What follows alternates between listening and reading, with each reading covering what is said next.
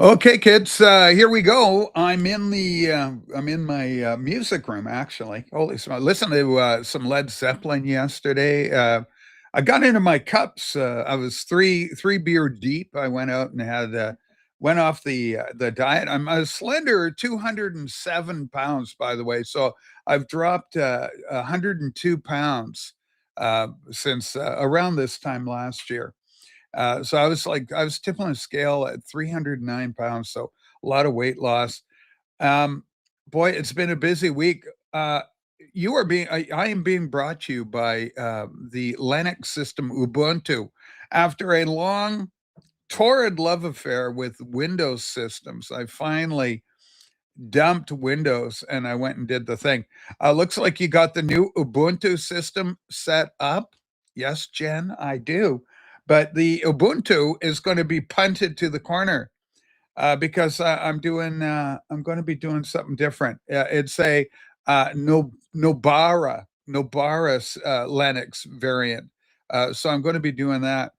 Also, Sue has been helping me because she's pretty good photographer. She's an artistic kind of lady, and so because of her skills that way, she's helping me with the camera. So we've got it kind of in a B roll today before we unleash it. Now I know 4D is very upset about this, but I'll give you all a sneak peek of what it's like. This other camera we got. And I've got it. The thing is, both are working. So this is off of the angle. So Mazzy hates it that angle, but it's just my B roll. But I want to give you a sense of bokeh. Uh, uh, Tokyo Brian bokeh. Okay, here we go. There I am. Holy smokes! Look at that and all its glory. And look at the beautiful bokeh behind. Oh, there, look over, look in the camera. Showbiz. So anyway, isn't this lovely and warm and everything? Beetle Babe goes, I'm not ready to break with Windows yet. I'm not ready to make that break. There's a comment. Got it right there. Okay, rest in peace, Bobby. And you're looking good, Rachel. Not easy losing weight. No, but it's a lot easier. Wow, look how much nicer that looks. Yeah, it's a better camera, right? A bigger aperture, but it's not exactly where we got it, but want it entirely. But we're getting along there. It's coming along. So for today's program, though, and I don't want to upset 4D, we'll switch back to the e-meet. So anyway, yeah, so there you go. But I like that soft focus, and I think it really presents well when you're doing, in the can kind of programming.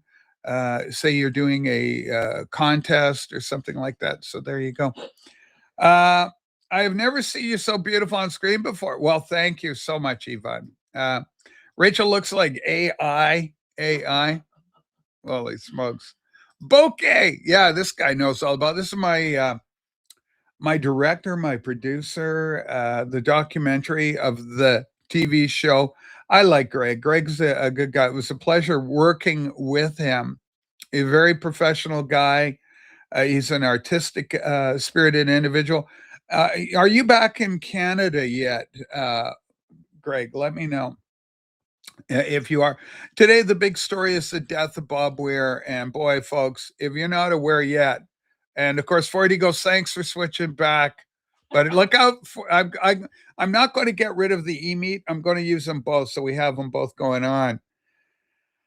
Yeah, Richard kind of calls it. Rich Sue, rest in peace, Bob Weir. Jerry Garcia, your musical partner, has come home. Let the music play on. Amen. And it will in perpetuity, definitely. So Mark goes, it looks so professional. Mark, I'm all geared up to do the Beatles. I've got all my Beatles stuff. I'm surrounded with Beatles stuff. This is one of the questions on the Beatle tag, and I'm excited about it. I'm going over the top with it. So I'm going to have a special dedicated live stream to the Beatles thing. And the other thing I want to share about that is I'll probably shoot it with the bokeh special with my Sony A6400. Rich, congrats on the weight loss. The A1C must be almost zero by now. We're doing really good with that. I'm still in France, Rach, until late summer, late summer. Okay, well, it's quite a tour. Mazzy had a nice tribute stream last night. It was very appropriate and insightful. Well, of course, it would be. Nobody better than Mazzy. And it's San Francisco story, right? Bob Weir. Bob Weir, there is a documentary on, it was on Netflix. I assume it's still available, called The Other One. Because there's like you've got Jerry Garcia was the leader and the face of the band, if you will, and he passed what 1995, something like that. It goes back a while since Jerry Garcia passed away. Decades old, long. Wow, time goes on. And ladies and gentlemen, one thing we thought, in the '60s and the '70s, you just never thought it would end. But I look at myself. I got, I'm starting to get what the vagina neck. I just looks like a vagina. I'm getting older, right? So I'm on my way out. None of us last, and it won't be long till we get the sad news about Paul and Ringo, and that generation is passing on. Time catches up. I remember going to parades as a kid and watching the First World War soldiers. I'm a little kid, like 4 or 5, 1962, 63. And you'd have the First World War vets going, marching, whole platoon of them, right? And they are all gone now. That generation has passed. And now we're seeing the World War II generation pass. And now we're seeing even the children of the World War II people pass in large number, because these are the kids that are born in the 1940s going now, while their dads were young men off at war and that sort of thing. So, okay, she'll go, this has hit me harder than Phil's passing. Okay, Brian goes, you look like a narcissist with your bouquet. Interesting. Good thing I don't care about comments like that, Brian, and you shouldn't worry about it. Shouldn't even bother you. It should be past worth working on. Here's the deal. My feeling about it is just it makes for a better picture. Remember our friend Fred Putterman? He loved the bouquet, and he looked at Michael 45's camera and the look it gave his presentation, and it just makes it more interesting. And it's a soft light, and it creates a sense of gravitas, which is probably not suited to this particular program. My show's a comedy program. It's here to entertain. It's here to put a smile on your face. And really, I'd love to get a one good belly laugh out of you all, at least one per show. Now, I'm very fortunate that Gabby's here because she's got some content she wants to show us. So I'm excited and I want to see her. Fluffy goes, everybody's been hit by this. You can fake a neck lift with a strategic tape placement. Thank you, Jen. The other thing the elders do that I notice the ladies is you'll often see them with a scarf kind of thing to cover that, because it's the cellulogen, what the hell they call collagen going away as we get older. It looks pro. It doesn't it look pro? It really does when you get that. The new mic is sounding better. Well, it should, Eddie, because there's a lot more money involved with the Shure microphone. So it's all kind of pro. I'm speaking on 4D's behalf. Don't speak for 4D. Don't let 4D bother you. He's a guy. He's a force of nature. I love him. I'm a big fan of 4D's. 4D, I've given you your instructions. Your mission, should you choose to accept it, is get what's her name back in. I want to see the witch, Ruth Ann. I need her in the peanut gallery. I don't need her on camera, but it'd be nice to see her in peanut gallery. Okay, a big shout out to Ozzy, the Piccolina, the cat we love, Piccolina, for his video this morning. Piccolina watching, totally focused on the classic show. This is Anthony's program. You're always allowed to promote it if you like. Doc 25 in the house. Hello, with David Bowie going. Doc 25. Wow. BKL. Okay. So that was very cool. Okay. Okay. This is Martin McGrath. I think that's his name. He's controversial. Rach, a few matters concerning me, Martin McGrath. Check out Just Give Me Some Truth. You'll be shocked. Beatles related, of course. Wow. Yeah, of course. I don't know what goes on with the psychology of some of you kids.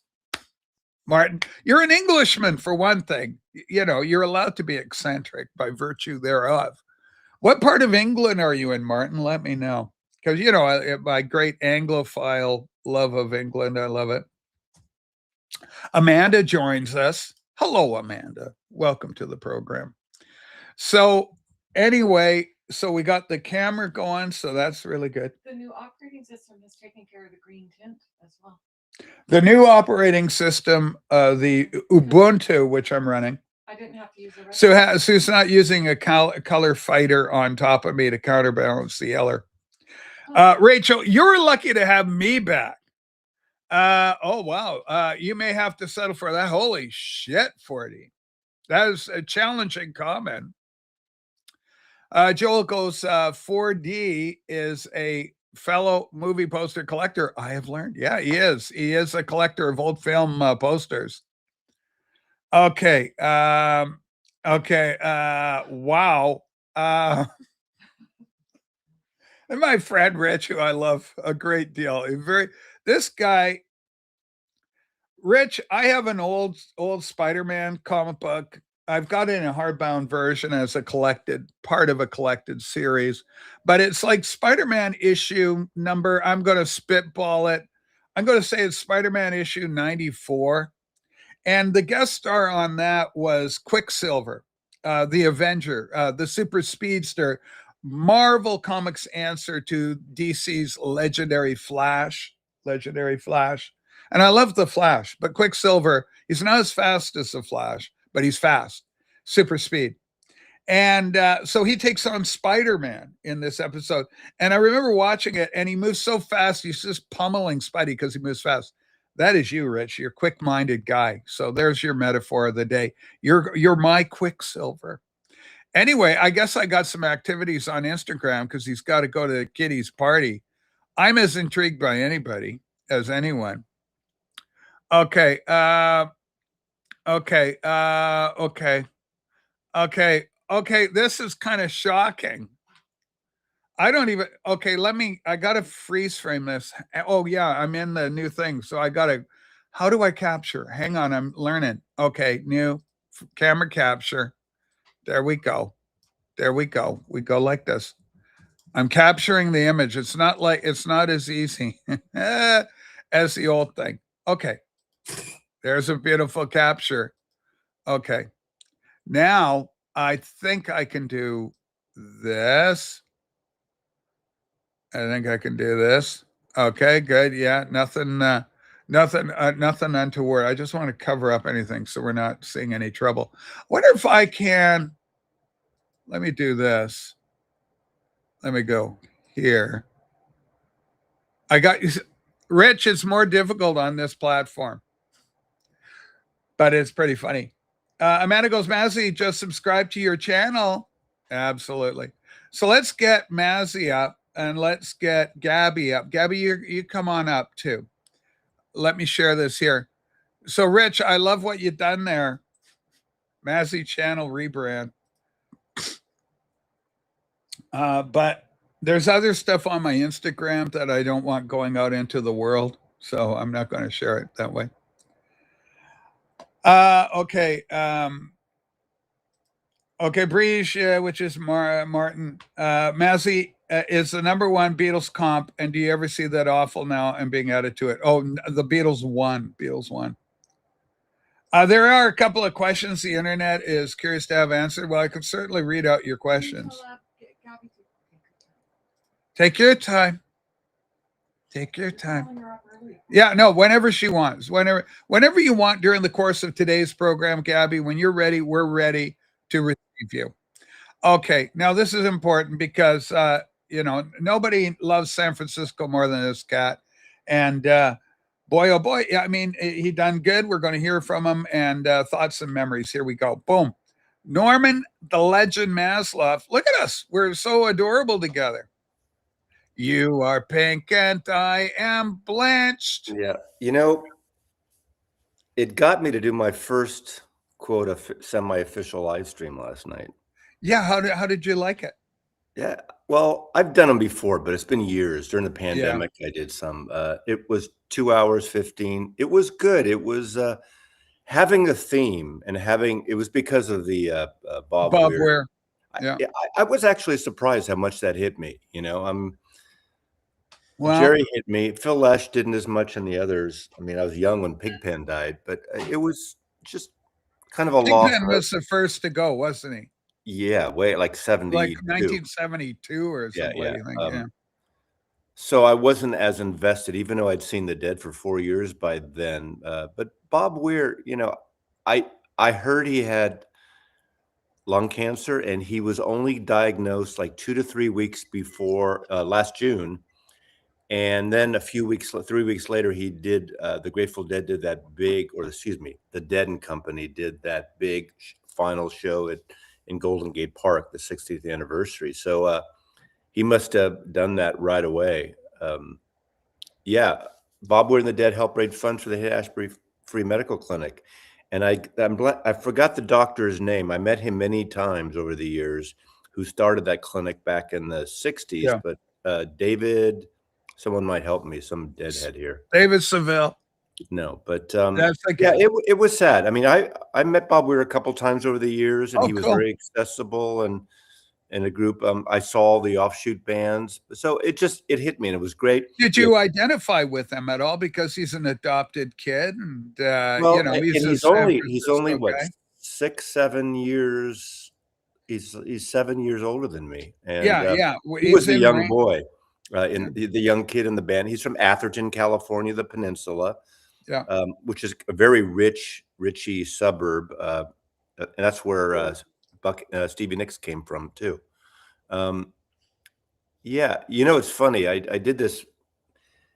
I know there's a cliche that Mazzy likes to do the obit videos, but Rich got a good funny thing going. I do very few death videos, or if you want to call them that. And for some reason, I went downstairs and I did it. It turned out, I didn't even realize this till later. If you look at it, the timing is exactly 4:20.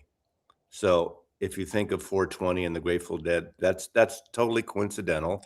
Yeah. But I've had it's so on that video, just a 4.5-minute video, like almost 20,000 people watched it overnight, which is bizarre, which is really bizarre. Maybe because it's short. Yeah. So how many people, give me the number again? Almost 20,000. I mean, if you look in the real thing, I'm at 19,000 something. It's which is really strange. But then we did the live stream. The live stream has like over 5,000 views just overnight. Yeah, you do it right, Mazzy. But that was I appreciate it, but they didn't come for me. They came because of the Bob Weir. People like to, how people like to congregate. They go to but you're go to good. the Dakota. I wouldn't downplay yourself. I think it's a combination, but we had first the Wax came on.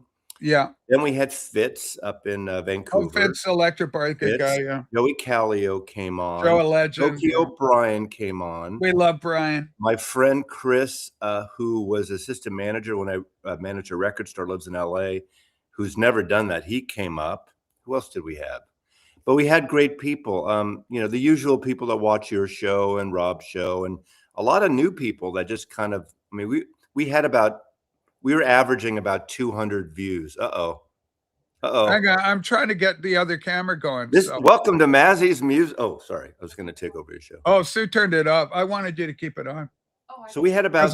you know why? Because it's a test for the camera. I want to see it working throughout the show. Okay. I wanted to see it run for 3 hours. So it was a good excuse to run it without making it the main star of the program.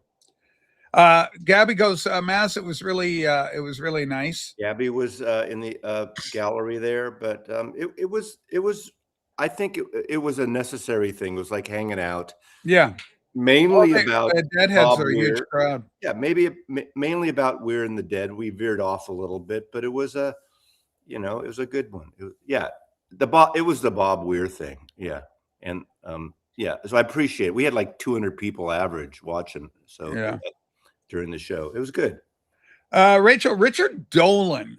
He's a legend. Richard Dolan would like to know if you would unblock him from his channel. I don't think I blocked Richard. I think somebody else may have blocked him.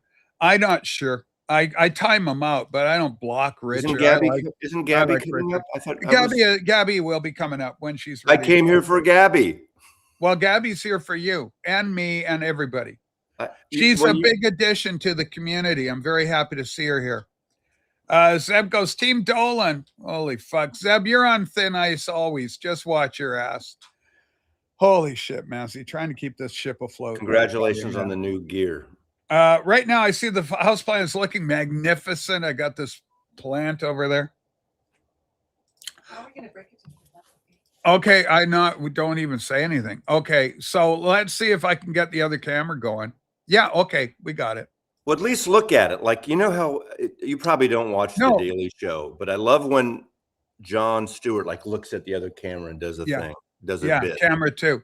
You know, you can buy a switcher and Uh-oh. What? Don't hear that, Sue. You can buy something else. yeah, it's a little side unit. You just hit a button, it switches camera 1, camera 2, like instantaneously, right? Little studio thing. But you know, this is nice. Every flaw is revealed. And but the bokeh is just absolutely gorgeous. That bukkake looks just so great on you. Bukake, well, it's a lifestyle choice. Okay, Beetle Babe, I would like you to unblock me too, says James Farley. Holy smokes, everybody wants to be unblocked. You know how you avoid getting blocked, you morons? Don't straighten up and fly right. It's very common. It's just a very simple process. So, Maz, you have one of the most prolific bands would have to be the Grateful Dead. And I've got 3 albums. This is it. That's all I've got. I got like Working Man's Dead. What's the other one? American Beauty. And then I got you have Europe 72. Mine's I got a couple of reissues on those. Okay. And I got a great double album. I can't remember how I got it. It may have been you with the double album, the greatest hits kind of package. Yeah. Whatever. What a long, strange trip it's been. And I have a lot of Dead. And I think Aaron Mutha Alamar. Well, you have that beautiful Pacific Northwest box, which is one of my favorites. I showed that last night. Yeah, they're always the aesthetic on their artwork, and of course the symbol of the skeleton is really beautiful. Okay. Now, Rach, we spoke privately on why James isn't getting unblocked by me. Please don't play into his James, you son of a bitch. James, don't obsess on girls. Massey, you have advice. You're an old veteran with these young people. How to talk to a girl. A lot of people have trouble with that. Not all girls are alike. So, when someone says to a man, how do you talk to women? They're not all alike. You just need to respect them. And here's the best advice I would say to any man. You better fucking listen. Okay. Listen to what they're talking about. Well, Brian's he's a professional photographer. He knows all this stuff. Okay, this is my great privilege, pleasure, joy to bring Gabby up and play with us. So we'll have Gabby and we'll talk and we'll see what she's got planned for us today, because I like show and tell time, sharing and all the rest of it. But anyway, I'm having fun with my new camera. I'll switch back Good again. morning, Gabby. Keep it going. How you doing, Gabby? Good. Welcome to the show. Yeah, I'm all ready. I had to just gather everything with me, but I'm good. So, I guess for the Bob Weir portion, this is the T-shirt I was talking about, Mazzy. This is one of them. Hold on, we got to make yeah, it. she asked me if I ever had a tie-dye, and I realized in all my life I've never owned a tie-dye T-shirt. Oh, wow. And then wait. Oh, no, I'm mirrored. I don't know where I'm going. Okay. And it says Ed Donahue, 1977, the design is from, but he, you Google his designs, on eBay, you see that they go for people are asking $300, $600 for it. I don't understand it. Never had the thing to wear a tie-dye. I don't know why. I don't know. But yeah, no, Matthew's always ahead of the curve. He's got his own thing going. He's cool. Yeah, we got a real girl with us today, and she wants to talk to us. If I got all my birds flying in the right, information. The story is we're going to talk about another real girl. What do you got for us, Gabby? Okay, so yesterday I went to the city to go. Put her up top. Well, I'll demote myself. We'll put a Gabby up. Good point, Mass. Good So, directing. God, he does one live stream. He thinks he runs, Okay, go ahead, Gabby. Yeah, so yesterday I went on I went to the city and I went to go jam out with some Beatle related people, and we jammed out in a bar for like maybe like 4 hours. And then when I left early, and I headed to a record store that was a few blocks away, and I had seen that they had posted about it on I don't think I put the business card in here. No, I didn't. They had posted about it on their Instagram that they had some Yoko 45s that were backstock. Like they just had like new backstock, just like in there, just in the back, and they just finally put them back on for sale. And I guess I'll leave the cool one for last. But well, all the Yoko stuff is cool because I mean, are you into collecting Yoko and stuff too? Yeah. I found a box of Yoko and Ringo CDs that I might have doubles of, so we might have to deal someday. Wheel and deal now. Yeah. But I guess the first one, they had some like UK 45s. Read the titles because it's hard to see. Oh yeah, Death of Samantha. Yeah. Now hold on, Gabby, for 1 sec. I got AGK. He's only here for a sec. AGK, I sent you a message on Instagram. If you want the little pokey card, let me know, and then give me your address and throw some money my way. We'll make this thing happen. Okay, Gabby, can you show that record again, because it's got that great cover? And Rob, welcome. I love you. Yeah, I like. Wait. Can we get AGK's itinerary for the rest of the week? Okay, so you've got yourself a UK. That's obviously a UK press, because they don't knock out the little centers like we do over here. Right. It's kind of weird. I think in the condition, you can see it's not like run through the dryer or whatever. They had it in a box just waiting for somebody to buy it. So huge find. I mean, and beautiful. I love that black label. Gabby, I just missed out. It came up. It was on the net for maybe 12 minutes. It was selling for $12. It was Beatles' Hey Jude Revolution with that black sleeve, Canadian first press. Ooh. I wanted it, but somebody got there before I did. So I'm on a big mission to collect these Beatle picture sleeve for pressings. I don't care what kind of shape I just want to have all the picture sleeves. And so far, I'm doing pretty good, but I got to wait to go. Yeah, I think he'll be able to do it. He'll be able to do it. Okay. So the next one, Run, B-side is Men. So you can see it's a similar condition with the sleeve that's UK sleeve. Yeah, they look great. Like they look like they're in really good shape. Hey, who put the sticker price on that? Did that happen all the way when it came out? They had no sleeves when I bought. Like they had no outer sleeves when I bought them. Yeah. So I had to do my own when I got home. It's very scary. Now, tell the kids why we like to sleeve things that way? So the sleeves do not get damaged when you're storing them, or if you're taking them out or in shifting. So, and I also take this record out of its sleeve and store it behind the sleeve, so you don't risk any seam splits or even ring wear on that sleeve itself. Yeah, 45s are notorious for getting ring wear. That's where the pressure on the disc inside the product inside the sleeve wears away. You get a little patina effect, which while it looks kind of cool in some instances, is not generally desirable. Oh yeah, that's a UK again. I don't know if I said that. All right, and then this one's a little different because you've been seeing knockout centers. This one is solid center for Mrs. Lennon. Yeah. You see her face on it. Yes, and then I guess I'll show the other side. I think Midsummer New York is the B side. Yeah, it's a good song. Yeah, the famous B side for the Apple label. Yeah, I'm very happy with these. And conditions. It was hard to pass up. She does not. Gabby does not have a channel per se at this time. At least she didn't last time Gabby was on the program. But maybe we can convince her to make her own channel. She's sure got a lot of good product. Yeah, I just post my pictures that I take of my records on my Instagram. I really don't know how to do like the producing of like the videos and cropping everything. But I don't know. Maybe you just point a camera at yourself and you talk and you stop it. Then you upload it. Holy smokes. Now, Well, I Rob, mean, you have are you one of the seen most have you seen the vocal idiots Yoko that are fans around? that I know of. Have you seen it, the idiots that have channels? What? That's what they do. Now, hold on, Rob. That is such a harsh critique of the content creators. How Our harsh of I'm you, fellow sorry, Rob. Rach. content I'm sorry, creators. Rachel. You included. Yes, all right. Admit How it. Guilty as how charged. cruel of you, Rob. How cruel of you No, to look. Uh-oh.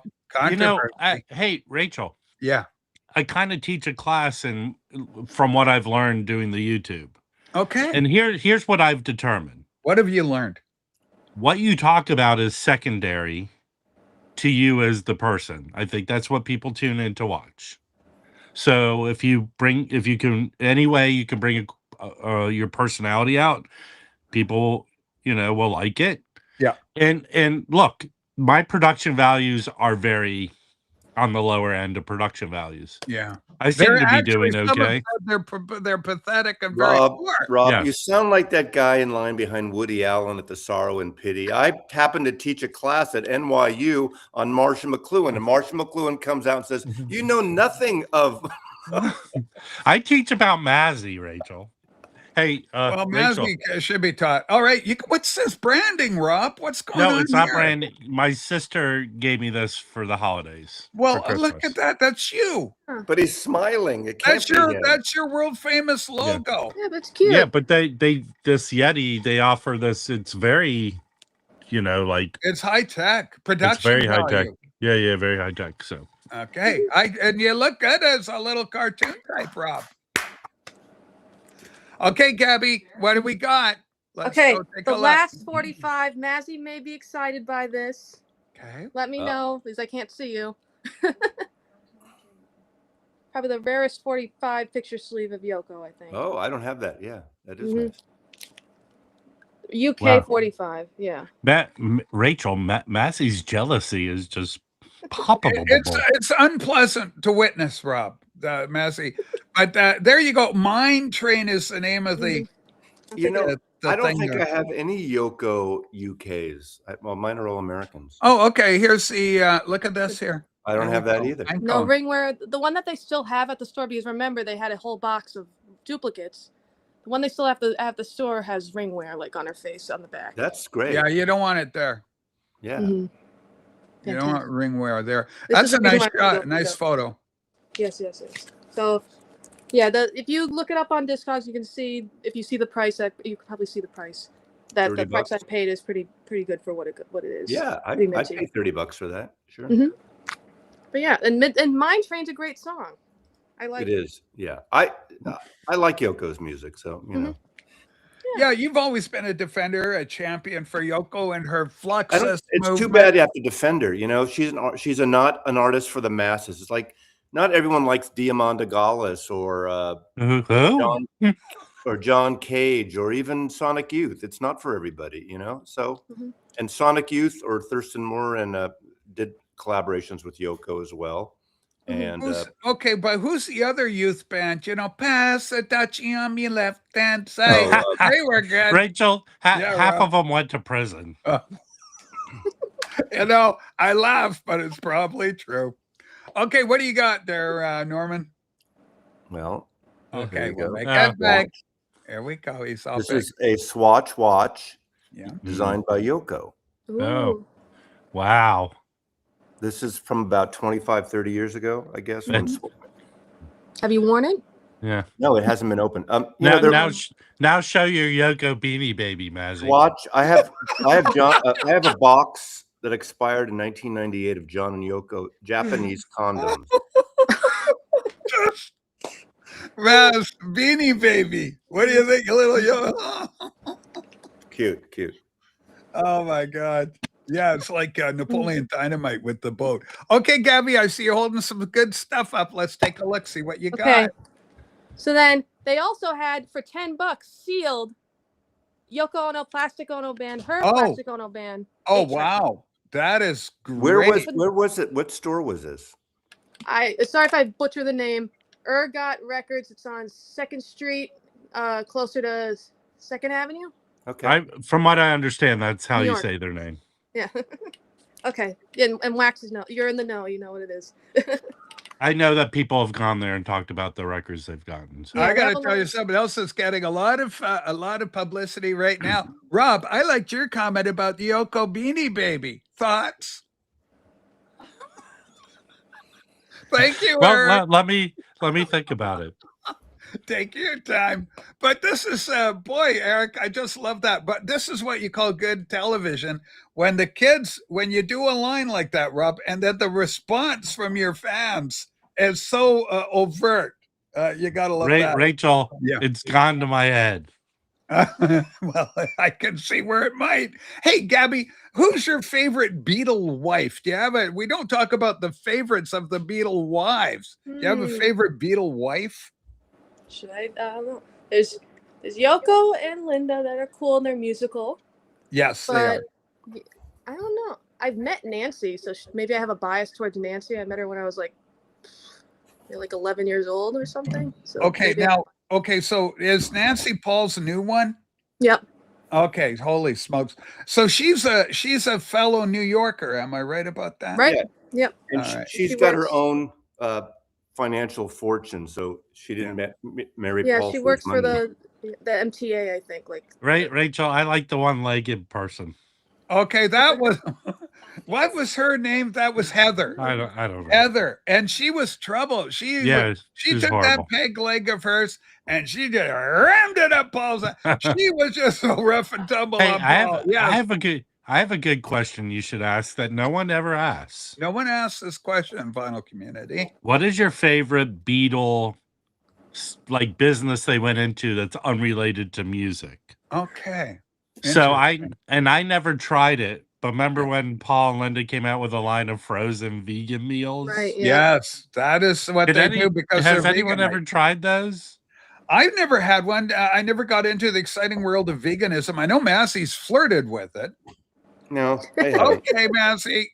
What have you got? You've got toys too. Well, I did a video a couple months ago. When I moved, there was 2 missing boxes. Yeah. And one of them turned up a few months ago. Long story. And it was Ringo and Yoko CDs. Those are the ones that just went, when I moved, it disappeared. And then someone reached out to me and had the box.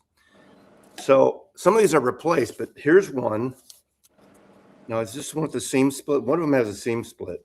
But I'm going to have an extra one of these. So I'm going to probably do some whatnot auctions of CDs and Yoko. Now, I know they're not, but this one goes for some money, actually. This is the Yoko box, the Ono box, which is a beautiful, beautiful set. Now, what is that? Is that like a collection of all her material, or is it just a separate project? It's not a greatest, it's the best of, but it talks about... It's 80 hours of her incoherent screaming, Rachel. Yeah, see, that's the cliche. That's where it's not even fun anymore. It goes through... Okay, you've hurt Massey, and you've offended his family and a Shaolin temple. All right, here we go. It's like an anthology of her work. There's some rare stuff and some regular stuff. 80 hours of incoherent. It was on Royco disc. This is cool. I have a vinyl of this, which is really rare. It's signed. This is Yoko, Kim Thurston. So it's Kim Gordon, Thurston Moore from Sonic Youth, and Yoko Ono. Very nice. Yeah, that's really cool. Obviously, a lot of 12-inch, well, not 12, extended mix singles. Hey, you see what she did there? She got rid of the yin and she went with a yang, a double yang. Now these are great. Rising remixes. These are really great. Yeah. The IMA remix and things. So a lot of different remix artists remix some of her work. Were they able to remix out her singing? Yeah. Right. Okay, don't hurt Norman. He's showing his beloved Yoko collection. Hey, Rachel, my favorite part from Mazzy's live stream last night. Yeah, what happened? He's going like, Bob Weir, we're all blah, blah, Bob Weir. Blah. Someone in the chat calls him Norm. Uh-oh. And he goes, you do not call me Norm. Okay, authoritatively. Okay, because you're so mean, I'm going to bring Rachel's channel down now.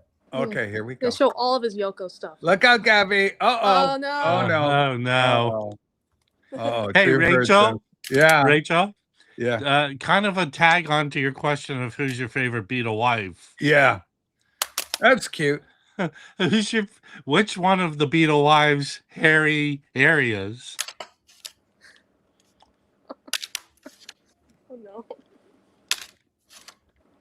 God, I feel like we all lost a bet, Rachel. This is Michelle was at part of the session. Photograph Yoko for Rolling Stone. Wow. Tony Williams plays on this record. Jazz drummer. Tony Williams. So you've met Mazzy. Yeah, a couple times. He's a jazz drummer. Boys This goes right up with Rob's conversation. I am a witch. Yes, I'm a witch. I don't think she's a witch. But I her heard she was. Her incoherent screaming here, could Gabby's got that one. summon demons, I think. I matched up with Mazzy for 1 second. When Mazzy's done, I'll show it. Yeah, go ahead. Yeah. Okay, here we go. Gabby's got a record or a CD to I guess show I'll the show the children. last. These are the last two things I got. Yeah. So, Feeling the Space, the sealed H. So Oh, that was cool. They're look up. there now. Got a girl. Nice. Yeah, so very cool. And then I matched with Mazzy, still with the Obi from Ryko Analog. That's a promo copy too, or The Punch Out, you're saying? is that Royco? That's Royco disc. Yeah. Yeah. Nice. Very cool. So, yeah. And I don't know. I like the Obi still on it. I like that record. That's a good record. I can't open this one to listen to it. Now, David. Rachel, Yes, Bob. who had those glasses first, Yoko or the Terminator? Yoko. And before Bono. Before Bono popularized very oversized eyewear. Holy smokes. It's the guy, what's the gay guy we talked about who was on the Hollywood Squares? Charles Nelson Riley. Legendary Nelson hold on. Riley. Paul led Hollywood Squares, Charles Nelson Riley match game. Okay, whatever. That was all the same. Yeah, Riley was big on Match Game. But in fairness to Mazzy, Charles Nelson did appear on Hollywood Squares as well. And remember probably- Waylon and Madam? They were so funny. Madam was... Rachel, Yes, Rob. growing up when I would see that act, Waylon Flowers and Madam, I go, his mouth's moving. I forgot about this. Now, this is one I did never replace. See, I replaced some of these Ringo and Yoko albums over the last decade before I knew I was going to find the box. But this is a cool thing. It's kind of rare, I think. I don't know, expensive rare, but this is the ghost of the saber-toothed tiger, the acoustic sessions. So this is Sean and Charlotte and company, and really a good record. Good CD. Never on vinyl, I don't think. And of course, this is a cool Sean album. I have to grab my Sean stuff. Yeah. Friendly. Sean has a new album he's working on, a new with the Primus guy again, that band. Yeah, what's his name? Les Claypool. Claypool Delirium. They're going to have a new album this year. The Claypool Lennon Delirium, I think they call their little activities together. Welcome aboard, Tom. Always happy to see Tom join us. In fact, it's great having everybody join us. We love seeing the kids here. Sean Lennon, half horse, half museum, half musician. Okay. Holy smokes. Very cool. Rob, do you have any Sabertooth Ghost records, or do you have any of the Claypool Deliriums? No, but I did pick up a record the other day, and I passed it along to someone who it was a grail for them. Yeah. A very rare record. I'm being serious. Yeah. I know. Yeah. Do you know this record? Okay, let's take a look at it, everybody. This is Yoang. Looks like Utah. No, it's orangutan. It's like Sido Psych hard rock record. Oh, from 71. That's what Christopher loves. Yeah, this is I found a promo copy. Nice. Got it for a good price and just passed it along to. I'm a vinyl piper. Like this Chris is like this is his deal. So yeah, Chris loves that stuff. Yeah. Yes, it's Ryko disc. It's early in the morning. I know. It's right. Nathaniel Mars is filling in for Jason on some other program that's going on. There's always something going on. Okay, it's time for you to get new glasses, Norman. What do you think about that? New glasses to upgrade your image. Like your glasses, a bit like my grandpa's. He's sadly passed on now, but they're very old-timey. You got it like FBI from 1965. That's okay. Okay. And you look good with the fedora type hat. Okay, Gabby, you've been very patient. Let's see what you got now for us. Yeah. Angone. There we go. It's Sean Is that Ono. Helen Reddy? It's Sean Ono, for the love of Mike. I'll take it out. The other side is very cool too. Yeah. Yeah. I found it used. He's such a young lad there. That's a rare record. I'm very glad to have this now. Yeah. That's cool. a rare I like one. the artwork. Nice. Very nice. Yeah. You have it on CD, Mazzy? You probably have it on vinyl too. I have it vinyl and CD, yeah. Very cool. The inner sleeve, I guess. I hate the sleeves that are stuck together with like tape. I hate that. It makes it harder. Yeah. I think that's Sean down there.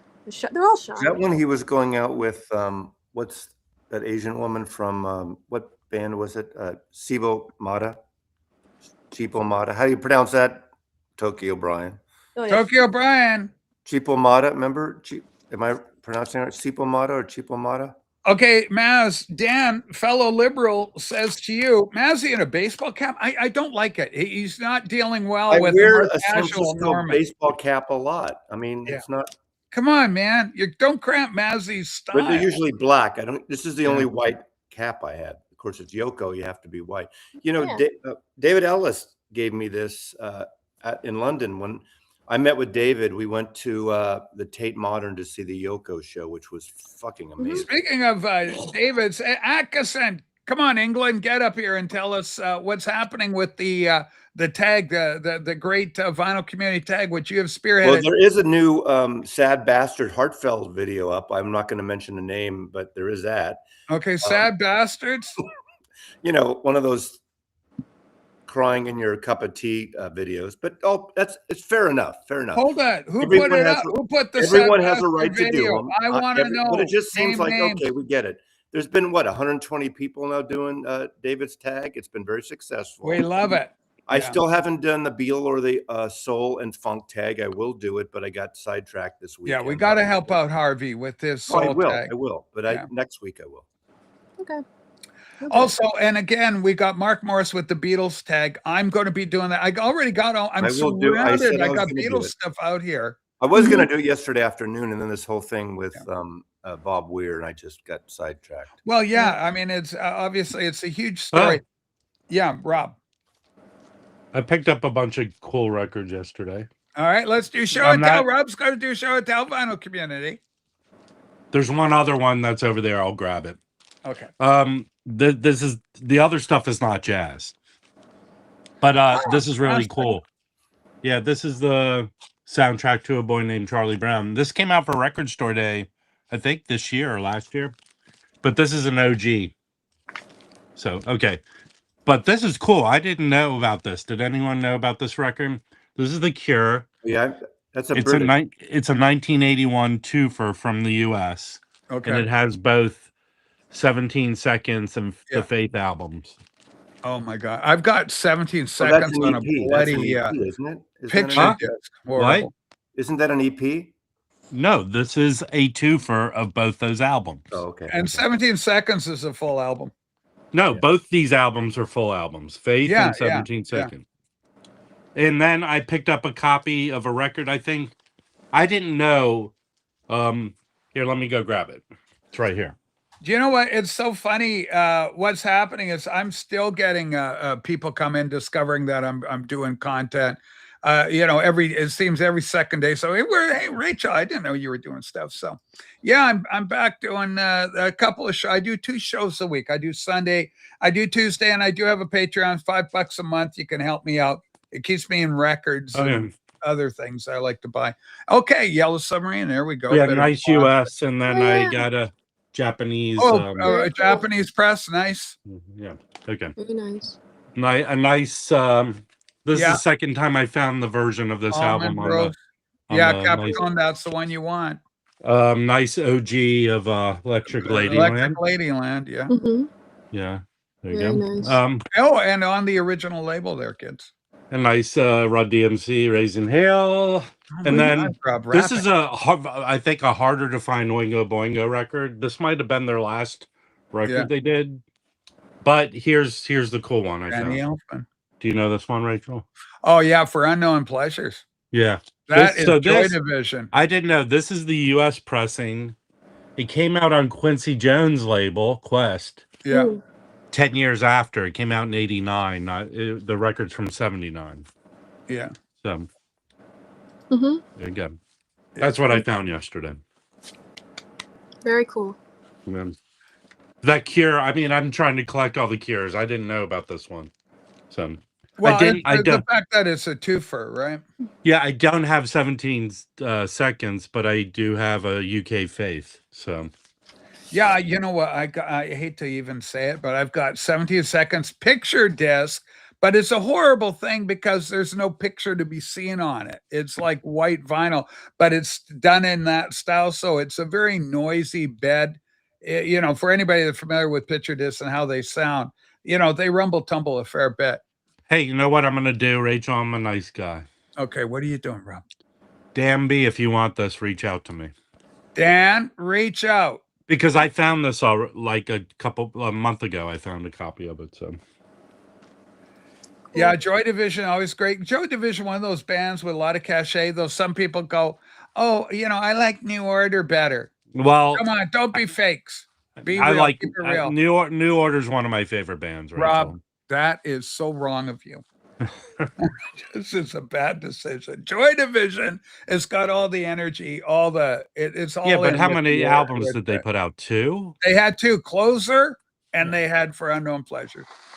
And but you know, love will tear us apart. Yeah, What a but great song. I've seen New Order live, and I have You're a bunch bit of their a albums. fanboy when it comes to New Order. You and AGK, I can't keep you irrepressible. You know.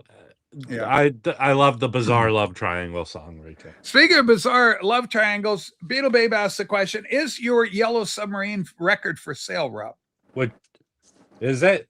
Yeah, because I found a UK copy not too long ago, and this is on the Apple label there. Yeah, but this is a US, I believe.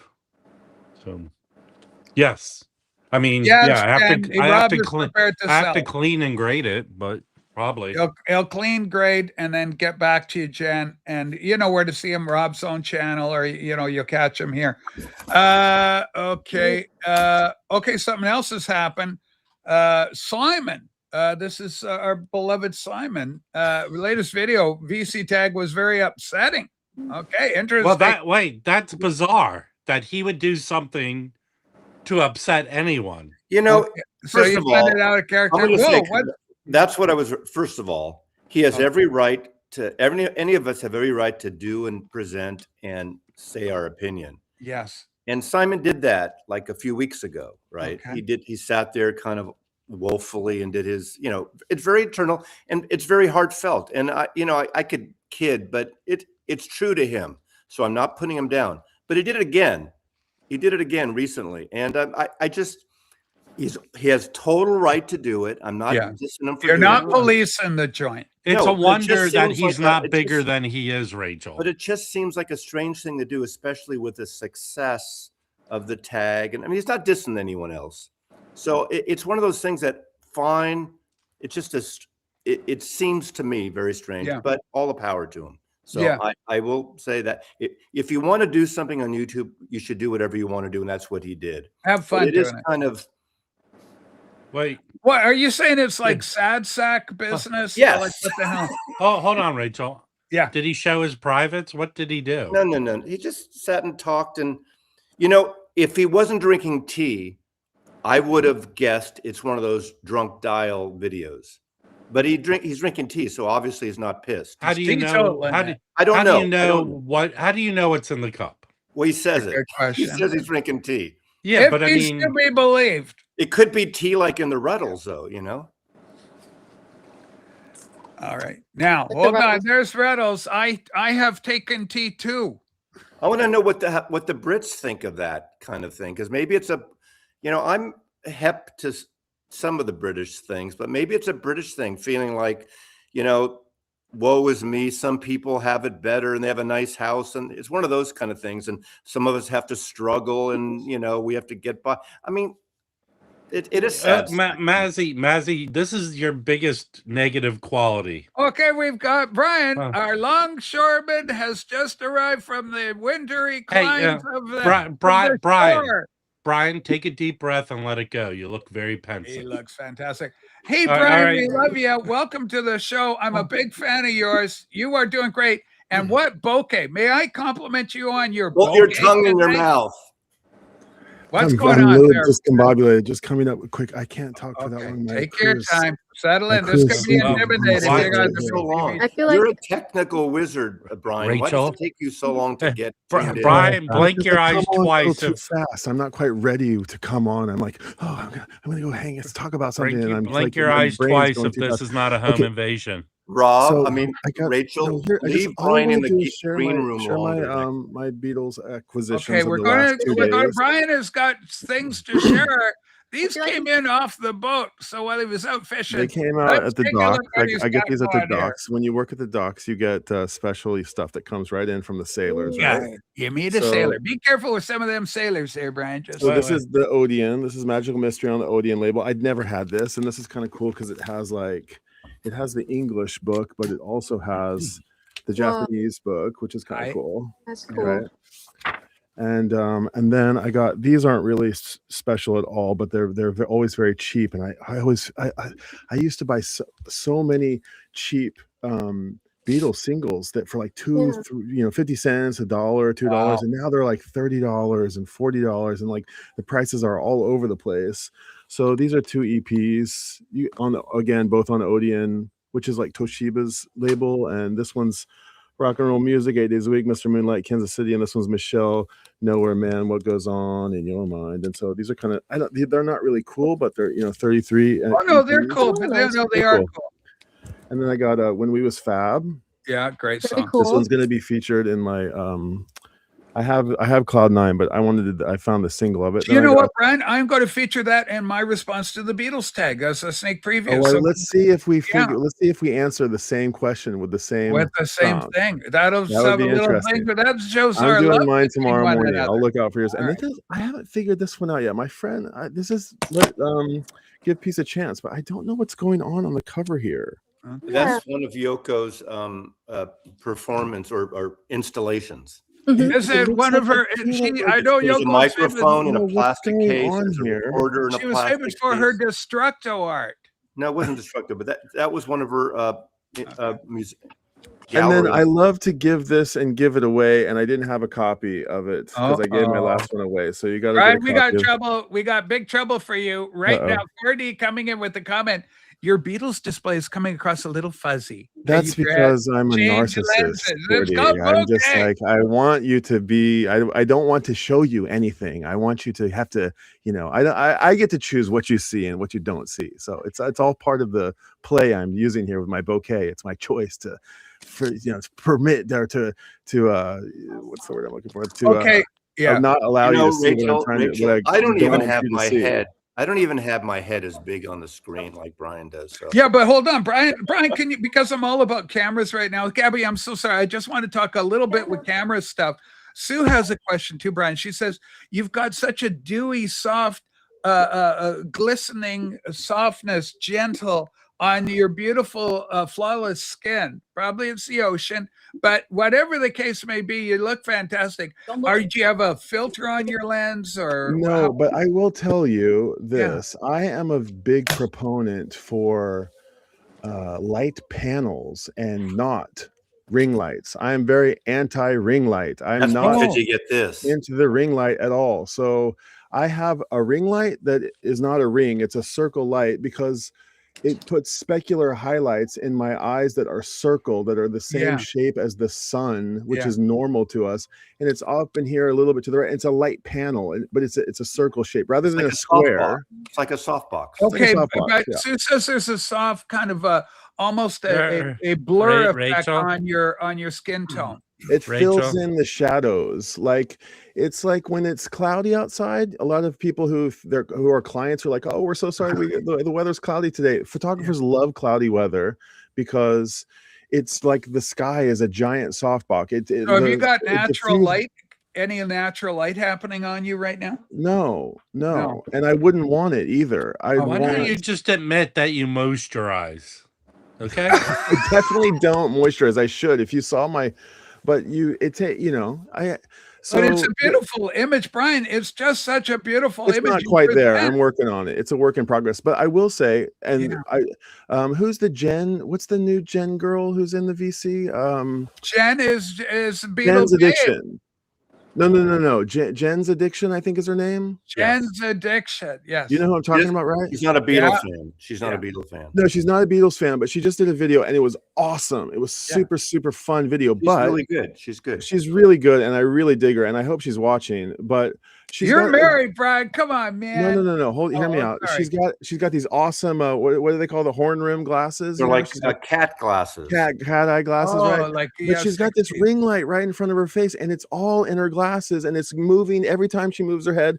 It's moving all over the place. That goes for anybody. I mean, I know you guys are like looking at your screens, but I want to have and it's you got the little reflection of your eyes, but I look at these things. Yes. I certainly appreciate it. I can do this and bring the exposure down, but then my screen's down. I'm on a laptop right now. Okay, and John is here. Please make Brian appear a little larger. You know what? From this angle, Brian looks like he hosts his own creature feature midnight. I'm a little furry. Brian, that would be so cool as a concept. You could call your channel the Old Lighthouse Keeper, and you come down to talk to children from your lofty lighthouse. Go, hey, boys and girls, time for another exciting adventure with the Old Lighthouse Keeper. I did start a new series today. I did start a new series. I'm listening. Brian, yeah. Can you say this? Scurvy. Oi. Oi, mateys. And that's when the sponsor comes in to fight the ravages of scurvy. Massey, you're a child of the 50s. Didn't a lot of your classmates struggle with scurvy in your generation? Wasn't there a thing? I never heard that in my entire life. This is not the fisherman's scurvy was a big problem in American school because the food pyramid was all wrong in them days. No, and a lot of scurvy where there was a lot of problem. Anyway, I'm just thinking, I'm spitballing here. Gabby, you got a lot of good records. Let's take a look. Or Brian, do you have another one to show before we get to Gabby I here? bought a bunch of records this month, but that was my Beatles. Gabby's here. Let her have the spotlight. All right, we'll go to Gabby. Remember back to you. Don't you go away, Skipper. Okay, here we go. Let's go to response to Brian. No, you're up. You're up, kid. So I have 2 boxes with all my Japanese Beatle 45s and some other stuff too, but mostly Beatle related. Okay, let's have some fun. I'm impressed. That's pretty cool. Where'd you come up with those? Oh, nice. At record fairs, they just have them around too. But I have 2 of the ones you said you have. They were cheap. Yeah, wicked. I've got a huge collection as well, but I bet yours is bigger than mine. Well done. Yeah. But then the Ringo 45s you're talking about. Yeah. Very nice. I like my Ringo. In a photograph. Yeah, that's a cool. I don't think I don't. Yeah, I passed. Ringo had. I mean, that was the Ringo logo. He that's had that. What is that tune? I've got photograph with the picture sleeve on that, which is great. I had that back. I bought it when it first came out. And that's also going to be discussed in my Beatle tag. I'm pulling out all the stops on that one. Okay, Gabby, you know what? I can play around with it because I got you top over there. Look at this. We can do big like that. You see everybody's faces now when I show things. Okay, this is good. Wow. Back Off Boogaloo. Okay. What a great song, Gabby. Do you think that song's about Paul McCartney? I sure do. But wasn't it inspired by Mark Bolan? Well, they're hanging around with him, but I think the Boogaloo is Paul. Back Off Boogaloo. You think you are such a groove. I say back off Boogaloo. Everything you try to do, it just sounds wasted. You think you are such a big groove, right? I think he's taking shots at Paulie. And the cool thing about this one is I guess in the US, yeah, it came out maybe like a very few amount of them came out on blue apples, and then it's very rare to find them. But Whoa, that's cool. Japanese one is blue, so that's cool. A rarity for U.S. people. And then the last Ringo one. Bukus and Blues? Yeah, Buku. Coochie Coochie Coochie? Blues, yeah. Is Coochie Coochie the B-side?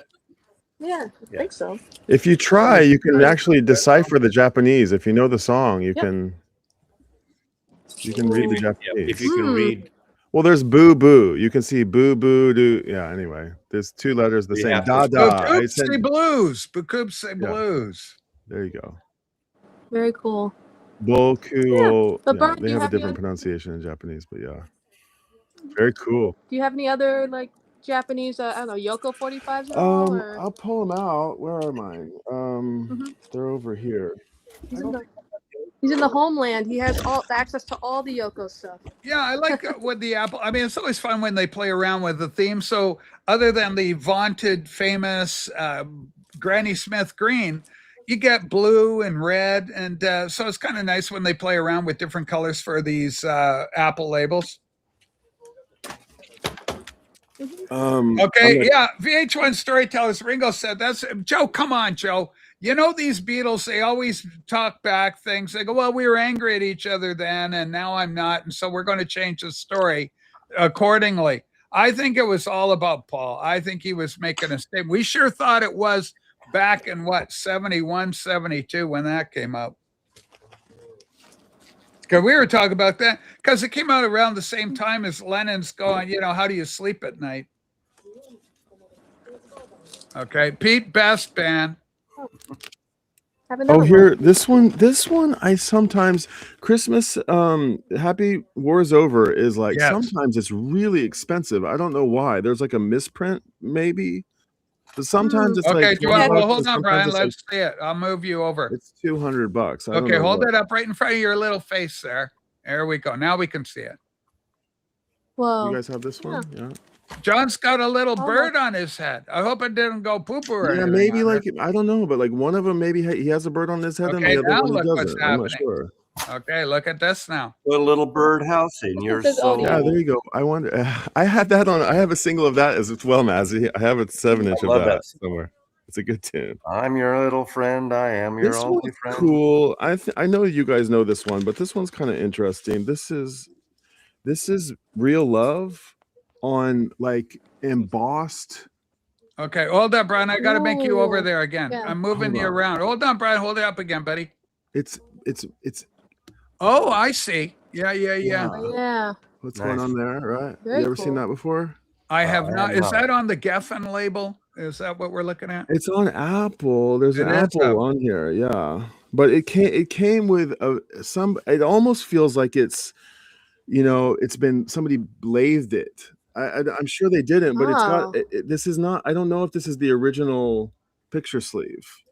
The original was color, not black. I know, so it's weird, and it doesn't have a back. Special edition. That's why it's. I bought, Maz. I bought that from you. I bought that off of you. My copy of Real Love 45. I think I have 5 or 6 of those. Yeah, I was so happy to get it. Yeah, this one's cool. And then I have one more that's also interesting. I think Harry mentioned it might also be like a jukebox version. 6 Could be. He mentioned it had a picture sleeve though. Jukebox. I know it's so maybe it was a jukebox and somebody made the picture sleeve for on it. top of it now, Brian. We got something It is a happening. jukebox. Yeah. Wow. Yeah, jukebox from the UK. So somebody made a homemade sleeve for it. All right. Okay, that's what's going on. Sure. How many people have it? 169 people have it. 101. Well, 100 people want that, Brian. All right. So when did 6 Inch John become a Beatles channel? I'm discovering that right now.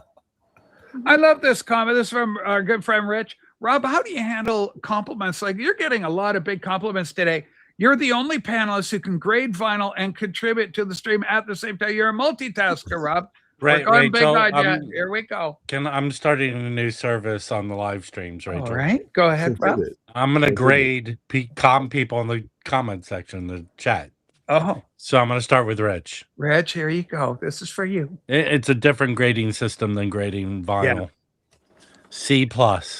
C+, Rich. You got a C+. Nice. That's pretty damn good. Okay, I guess we'll all go back like in this format. Holy smoke. This is fantastic. Brian and Gabby showing great stuff. And Brian, I love your labeling and the camera. It's so professional. I am just such a fan of your look here. I think you win the internet. This with one's your... weird. This one's a bit disturbing. Oh, yeah. Yes, Bangladesh. Okay, that was George Harrison during a very low point. He was not happy when this photo was taken. George Harrison right there. No, you're thinking of this one, like, Rachel. This is when he's not so happy. Actually, it's more like Simon's last last video. broadcast. I'm in agreement. I am kidding. If anyone gets so upset, just give me. No, wait. Now, here they are in their kimono kind of things. You know, Yes. what is hello, goodbye. You guys have seen that one. Oh, here we go. Rachel, you want to make some? I got two. Don't let me down. Get backs. Does any? Oh my God. What do we do with these? Should we do? Well, I think you should get into the auction game like Mazzy and get to work on that. whoa. Hold on, what? You're getting a little threatened by Mazzy's the Brian best example. Tantre-Foray? Mazzy is the best example of people who auction. I'm just one Rob, example. I am sick and tired of your constant competitions like Johnny Allen, Renee all over again. Just a competition that occurs between everybody. Rachel. You know, Rachel, I'm tired of Rob berating me on your show. I know. You put up with a lot with this young man. Okay, Gabby, start a Rachel? record cover for me. I found more Ringo. We got Ringo, Rob. God, isn't there an ointment for that? I know. I was just thinking, if you got, hey doctor, I'm suffering Ringos. Then you guys remember David and I in '78 went to a store I think it was in Soho. Yeah, it's in Soho called Ringo or Robin. And Ringo and this friend Robin had a design shop, interior design with things. And the cheapest thing they had, probably, I think it was like at the time, maybe 60 pounds, whatever that was in 1978. And I still have it. It's a mirror on a stand, and it's like an etched apple mirror about this big. And David and I each bought one because we wanted to buy something from Ringo or Robin. We were going to put the store in our book, but we ended up not because it's post Beatles in our book. We didn't want to do any of the solo stuff, but it's a cool thing. The store eventually closed. I'm not sure how long it was open, but any Brits here in London ever go to Ringo or Robin in the 70s, early 80s? Ringo or Robin, you have to be of a certain vintage in order to answer Massy's incredibly probing question. Yes. All right. And okay, we got more goodies here coming up. Look at this Japanese content. This is good stuff. I match Brian now. Very nice. Okay, there you go, Brian. Abby, you don't need a copy of that. Mm-hmm. Very nice. Some of them come on red vinyl too. I have one early one. I sent you have got Mazzy such a great collection, Gabby. A Strawberry Fields on red. Brian sent me some stuff. It was very generous of him. Red. Look at that. Beautiful red. Please me. Ask me why. All Brian sent me was a typed out nice note. I got that too. I sent you two records twice. I think twice. No, yeah. Well, yeah, you did do that. But I'm trying to make you look like a horrible person. Before I read it, who was from? I thought it was from the Zodiac Killer, but then no, it's from Brian. Brian sent me some stickers too. I got that letter from Brian. Is my autofocus Brian, do you working? think you were having a moment when you did that, or what was the thing? Because was you reaching out to the world in pain, and you go, "I'm going to overcome with love"? Like I think your message is one of love, like Jesus. If Jesus was a longshoreman. And sending love and going, I love you. And so beat down. Mean, no. Honestly, it's self-serving. To be honest, it's like I get off on writing and making letters and putting things in the mail. Like it gets me off to like make things and put them out there in the mail. It's like it's so fun when you know that it's like somebody's like goes to the post box and they're like, what's this? And they're like, oh my God, what is this? And like, and I haven't gotten everything, Brian. And they like open it up and they're like, holy shit, it's so my friend Brian. It gets me off. One thing I would appreciate, Brian, that I really appreciate, because I know the last time I used to get those kind of letters, people would put in the envelope all this glitter. So you'd open up and all the glitter would go everywhere. Actually, the last time Mazzy got one of those is We Have Your Dog. And it was like all typed out. Hey, Brian. Do you agitate your family late at night when you're typing away? Sleep. No, I type in the morning. I send letters out almost every morning, every 3 mornings. Really. So you're an old schooler that way. Do you have a pen pal, Brian? Like, so because you're in Japan, so it This makes all it even more started with pen exciting. pals. I've never got rid of my pen pals. I went to space. I had the lucky fortune to go to space How camp. many presents were they? They were camp kids. I went to Camp kids. Did any of them end up in prison though? Because that would be interesting. I get a letter from a prisoner friend of mine. My father did prison ministry for some years, so that's a real thing, actually. And he told me, that's incredible. So you did prison ministry. I did not. My father did, and he told me once that when I don't want to go here particularly, but he told me once that when a mother of a man said that, like, when the mother of the person he killed and murdered told him that she forgave him, he basically changed his life and changed his perspective. Turned him around. Yeah. So some powerful stuff. My dad, I hit the jackpot. Did any of the prisoners ever give him some toilet bowl wine? Now hold on. So you hit the jackpot because of your dad? Like, you got a good my dad? folks. I just got luck. Is your dad still with us, Brian? Oh God, he is very much so. Oh, I'm so happy about that, because you're the guys would love him. He's like I hope to be a chip off his block. Tell dad to tune in the show. He'll love you, Rachel. He'll fuck you. How old is your father? He's born in 52. 51. Forgive me, 51. Sorry, Mazzy. 51. So 3 years old. My mother's 52. My dad's 51. A child. I could be your father. I'm the oldest of 5, so the youngest one of us is 12 years younger than me. What year were you born? 76. Oh, I could totally be your father. Yeah, completely. God, Brian, please don't start cutting yourself. I have 5. Both of my parents are the oldest of 5 kids, and I am the oldest of 5 kids. Wow. So it's a very big, it's a big. Now, were you from a Mormon family? Was it a Church of Jesus Christ of Latter-day Saints? No, everybody's all kind of mixed up. My mom's from this side of the tracks, and my dad's from that side of the tracks. My dad thinks this way, my mom thinks that way. It's a colorful, spectrum of colors. Thanksgiving must be something to see over at your place. We've got to the Japan connection. My sister, my brother, my sister is married to a guy from Monterrey, Mexico. My grandfather's Canadian, never naturalized as a U.S. citizen. Oh, so so it's hard. It's a little international, but we love our. It's a good crew. Well, that is absolutely wonderful. Sorry to go off. Are you an American citizen? I forgot to ask you earlier in one of the episodes. I've got more Beatles stuff to talk about. Okay, let's go to the Beatles. I'm just a little embarrassed to talk about myself, but that's really nice of you guys to ask. Well, we sure love you. Well, thank you. This is the Budokan, and they famously played 5 nights in a row. In 1964, Brian Epstein insisted that they play at the largest venue in Tokyo. It held 10,000 seats. Nobody was allowed to sit on the floor. Wow. The Beatles had to, they couldn't go out of their hotel.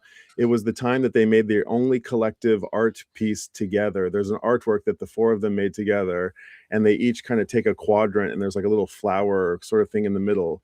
And these photos are by a photographer named Shinpei Asai, who was the sort of guy who was hanging around with them, and he was at the hotel, and he was photographing, and the kids weren't allowed to stand. They all had to sit down, and they were screaming like anybody else. And it was very controversial that they played here because it's technically connected to the Imperial Palace. This is a sumo place, but they built it in 1964. It's not this like antiquity place. It was a very new, brutal concrete thing, but there was a bunch of right-wingers who thought that the Beatles coming to play here, they were desecrating this spot that was connected to the emperor. And I just met a guy this weekend who told me that his sister, he's my senpai, he's much older than me, he told me that his sister scaled the hotel where they were staying, and she fell from the 2nd floor and broke her arm and got in trouble with the cops. And you guys have seen the video. They're wearing those funny red shirts, right? I always thought that was funny. And these are some postcards that my friend sent me this year. This was the press. This was at the hotel. You can recognize I forget the name of the hotel. Otani, I think it is. And they still have this facade in one of the rooms, and they're wearing those groovy shirts and press conferences. And there it is in black and white. There it is again.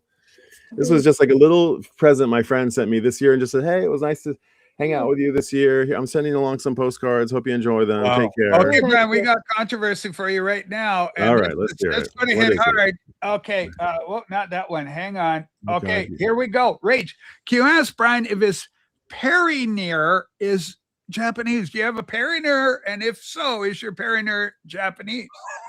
Yes, my perineer is Japanese. He's got a Japanese perineer. My perineer is Japanese. My perineer is Japanese. Yes, they're all Japanese. Yeah, and Rachel, this is a great introduction to Rich's new channel. Yeah, perineer vinyl. Perineer. Perineer vinyl, fantastic. Holy smoke! You know, everybody's looking for a good name. Yeah. Holy smoke! Only showing the Beatle Wives records. That's it. Okay. Holy smoke. Sue, when did you become such a Grateful Dead? Sue's just going, I want to hear more about Grateful Dead. Well, I don't know much about the band. Well, we can teach you a whole lot about the Grateful Dead. Brian, are you a Deadhead? Very much so. I'm a very big Deadhead. Start? When did you first get involved in the exciting world of being a Deadhead? I was a little bit in a headspace. I'm here with the fam. I was in a little bit of a headspace. They were trying to. I heard about them. I caught wind of them. They were like. Touch of Grey was on MTV, right? That was up in, what was that album? Azzy, help me out. Go to Heaven. It was like a terrible album. Cover. But that tune, went to the top. And then Arista. And then I was sitting in front of my friend's stereo. There was a high school party going on everywhere else in the house. And I was just like this in front of Althea.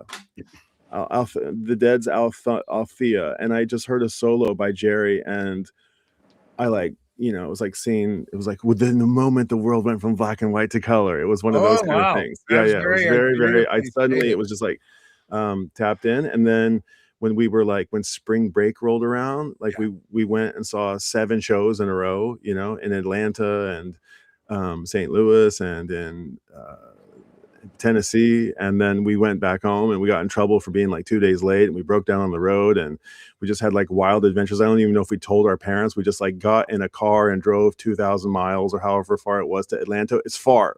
It's not like a 10-hour drive. It's like a 20-hour drive, especially when you're driving a 74 Volkswagen Campmobile that your parents were like, oh my God, I came home with one day, and my parents were like, whose car is that? I'm like, it's mine. And I was fully in. I loved the Dead. And holy smoke. Now, Rob, do you know what's known as a jam band? Are you familiar with what jam bands are, Rob the Wack? Yeah, they slather themselves in jam jellies. No, that's not what it is. They go on long forays musically. Okay, go ahead, Mazzy. Have you ever seen the jam band? The Dead really kind of started out in and around Palo Alto, which is south of San Francisco, Stanford University, college town, big college town. And back in the early 60s, there was a little of the beat thing was happening down there somewhat, a lot of folk music, and Jerry especially, and Pigpen, blues and folk, they were playing around. And of course, that's where they started. They were a band called the Warlocks. And in 1965, so last year, 60 years ago, their first gig was in Menlo Park as the Grateful Dead in a pizza parlor. And that was their first gig. In San Francisco. The thing is, which I never knew, I found out last year, that record I played, my little single my band did, we recorded it in 1966 at this commercial recording studio upstairs in this building in South of Market. And I found out the guy that engineered, or he didn't really produce, he just put the fucking tape on and listened to us, had just a few months earlier recorded the Grateful Dead in that building early on, 66, before they got signed to Warner Brothers. So I thought that was a kind of cool thing, because I remember that room. It wasn't a big studio. You had to go in one of those old elevators where you pull up the wood thing, and like a freight elevator. So it was kind of cool. But then, of course, San Francisco, and being born in the Haight, that was, I didn't live in the Haight when that was all happening, but they were a band one of the bands, the Dead and the Airplane were the 2 bands you kept hearing about. And I'd read the newspaper even as a kid, the entertainment stuff and comics, and you'd hear about the Grateful Dead. And Ralph J. Gleason, he was a jazz critic, started writing about the ballroom scene. And I was too young to go for it, but that was it. And so I I was homesick one day and I heard about the Dead. My mom said, "Do you want anything?" I said, "Can you get me a record?" And she brought. I requested the Grateful Dead. She thought that was a hysterical, weird name. She brought me the first Grateful Dead album. Okay, this is going to shock you, Bessie. Rob is activated by what you're saying. Go ahead, Rob. You're inspired. Rachel, can you do a poll saying that when Mazzy goes off on one of these tangents about his life, yes, do you like the one choice would be? Did you learn more about Mazzy? Did you care? Did you care about learning more about Mazzy? I totally get what you're talking about. Mazzy? Yet people enjoy the stories, or not all the people. Well, we enjoy the stories if they're different than the stories you've told before. Well, I never know the audience. I'm not one like you. I don't assume your long storytelling chased Brian away. I don't assume that everyone has heard this story. There's probably at least one person here that has never heard that story. Holy smokes. Hey, Gabby, did your mom and dad collect? Because I know they're fans, they're music people. Did they collect first and then you followed in when you became of age, or how did that work? Yeah, both of them. Well, my dad collected first, and I guess to go to Grateful Dead talk, they don't really collect any Grateful Dead, but my dad did see the Dead with Jerry still in the band in 1979 at Glens Falls. So he just wanted to go to see what it was like, and I think that he definitely did enjoy it. It was a good exposure. How much acid did he take? And was he in medical school? Was he in medical school then? That's when he dropped out of college. He dropped out of college and hadn't been in college for 7 years until he said, "I'm going to go back to college and actually go put my stuff together." Yeah, become a doctor. Do you guys know where the name Grateful Dead comes from? Okay, let's do that, Brian. Teach us. Well, Rachel, I feel like you might know it better than me, actually. But from what legend has it, I don't know if this is true or not. But they were famously the Warlocks before they were the Dead, and they just thumbed through a page. They thumbed a page in the encyclopedia or the dictionary that came to Grateful Dead, and they read this little entry and they thought, "Oh, that's a cool name." And it's this. Maybe it's a parable from biblical times, and it's the story of a wanderer who comes upon a village, and they're all mourning the death of one of their villagers, and he's died, and they won't bury him. They don't have enough. He owes everybody money, and he doesn't have money for his own burial, and nobody's willing to fork out the money. And so the stranger, the wanderer, comes and offers everything he has to give the guy a proper burial, and they put him to rest. And the wanderer moves on to the next city until he comes to another cloaked mystery person who leads them on an adventure and rewards him with riches and bounties. And when the mystery man reveals his identity, it's the Grateful Dead. Is this ringing any bells from any story that you already know? Rob, isn't this reminiscent of a Mazzy type story?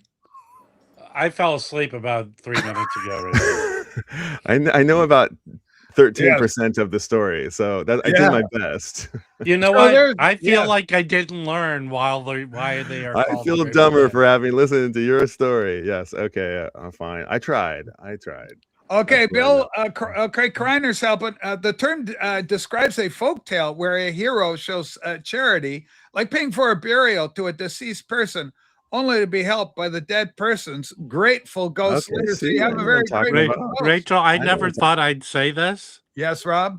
Can we go back to Mazzy telling stories? All right. Sometimes it comes full circle. Steve, Brian, welcome to the club. No, but there's a correlation between how much Rob likes you and how much he lays into you. The more he likes you, the more he tells you you're a fucking asshole. I think so. And for that reason, I feel really good today. I'm feeling love. Edward, thank you so much for your support. We just got 3 eggs coming in, and this is from our good friend Rachel. Edward. I will say, and not to give him thank you, Edward. Not to give him more props, but Brian was a welcome addition to the stream last night because he brought a different generational thing. I mean, obviously he's a Dead fan, from a Fish fan, those jam bands fan, and he has enough. I mean, he knows more than Rob knows about the Grateful Dead, of course. So anytime someone knows more than Rob, how come I was the only one to bring up Rat Dog last night? Huh? How come? because you live with one. Okay, so live with one. I don't know. That was dumb. But no, but I'm serious. It was great to have Brian. We had a good audience. I invited other people up if they wanted to come up. But well, I streamed for 2. I started the. I I didn't got on know. before Mazzy. Someone Well, mentioned in the I have a comments feeling when I Mazzy was trying to. He was like, "Oh, look, Brian's streaming right now. He's got a good idea. I should have a stream right now." I'm just teasing I had Mazzy, no idea you were but streaming. I didn't either. But I just wanted to commiserate with some like-minded deadheads, and so I got on a stream, and there was like 20 people on it. Then there was like 17 on it. Then there was 12 and then 5 and then 2, and I was like, well, I guess nobody wants to talk about the dead, but I sure did. And I cried, and I it was. Were you crying on camera with Norman? No, and then I left the stream, and I just refreshed my page, and I saw 200 people on Matt's stream. I'm like, okay, I'll go hang out with Matt. Here's where everybody is. I mentioned that in the stream too, because I do want to do a weekly stream, and I'm going to do it sooner than later. Now that gave me I've been talking about it for a year. Yeah. And so this was an excuse to do a live stream, obviously. And I want to do them thematically somewhat like that. It's not going to be free for all. Well, hopefully someone famous will die each week for you, Mazzy. Exactly. Because you got to have your central. But I got to pick a night, and I keep thinking, I'm trying to be aware of not do it on a Rob morning or a PB-Thal night. Of course, PB-Thal is 3 nights, so fuck that. So you can pick one of those. But Monday night seems to be open. I don't want to do a Monday night. I like a Saturday night. I mean, it's not like you have a hot social life. I think Saturday night's good. Saturday night's good, but then there is Bill. Somebody else is doing stuff. There is Bill, Zappa Bill. What's his name? Bill. Bill's Box of Music. I think he does a Saturday thing, but I don't know what time. And I'd hate to. I got to get out of my head that there's always someone doing a fucking stream, so it's gonna overlap somewhere. And it'd probably be different audiences. So that's the thing. Try and overlap with somebody who's a different crowd than your normal. I do crowd. like Saturday, like around 5 or 6. Go up against some metal guy. I do like Saturday about 5 or 6 my time. The only problem with that is you don't get any of the Brits. No. How did Mazzy deciding on a night to stream turn into a very long story about streaming? No, well, I can start telling stories again if you need any. Yeah. Brian, we love your story. We love your camera even more. Now, Brian, I got a camera question for you. So I'm testing my camera out. I got what's called a dummy battery. Rob, you like that? It might be on 4K. And I don't, maybe the camera's on 4K. I don't know. But this camera turned off, like it just turned off, and it shouldn't turn off. Can you stream for 3 hours without your camera turning off, Brian? You should be able to, and it's probably just deep in the settings, like set the automatic shut off to, like maybe it's eco mode. Maybe you have an eco mode or something on there. I probably don't. That's the kind of thing I destroy first. I've got, it's kind of go deep into the settings and just make sure that it doesn't have an auto time on. Yeah, we got to do that. I think there might be a limit. There might be a governor on it because maybe it knows the soft. Oh, it's a Panasonic. I'd have to go. It's a Sony. We got a Sony. I know the sort of compact camera, the one with the lens. 6400. It's mirrorless. I don't know them so well, but I got a Sigma 30 lens on it, 30 millimeter lens. I don't know if you know this, Brian. Sony's a Japanese company. I've heard of them. Interesting comment from Rob. Guys, can you hear now, Brian, where did this come from? The kids are calling you Dark Brian. I know Gabby's by this. I like Dark Brian. He's my alter ego. He comes out from time to time. Mazzy's experienced him. Rob, maybe Rachel. I think you all have experienced him once or twice. Yeah, there's times where you've gotten heated. Yeah, you're fired up. Now, where does that come from? Is it because you're Scottish or something? They're calling you. Peterson's Irish. I'm a Peterson, and Well, that would make you more kind of affable. Yeah, I'm probably both. I'm probably I'm northern. Yeah. I like Dark Brian part of you because it's feisty and it makes for good television. Can you guys hear the background TV? No, we're not hearing it. It's getting louder and louder and louder and louder, which means that we're competing for the same airspace. Oh, okay, and sorry. I probably ought to be on my way. Please. And I've already outworn my welcome as it is. I really appreciate the thoughtful comment, Mazzy. Thank you so much for having me up to whenever it was. And I'm going to bounce. But I love all you guys. I love you more than you could possibly know. You're so adorable. And everybody in the chat. Sorry, I couldn't. But we'll see you on the next one, right? All right, you guys. Brian, for now. Bye, everybody. Beloved Beloved Brian. You know, I like the idea of doing a 5 or 6 o'clock p.m. evening stream like a Saturday, but then the Brits are all like what 2, 3, 4 in the morning, and I like. Well, Mazzy, why don't you put out some feelers? Yeah, but you're gonna get like 10 different. You know. Maybe I don't know. It depends on what beverage Mazzy wants to be holding during the stream. If he wants a coffee. Well, I only drink one coffee, and I only drink one martini. So, but I'll have a glass of wine. I just there's something about an evening vibe I like. You know. Is it because of your love for a good martini? Well, no, but it's just the evening is it's different to me.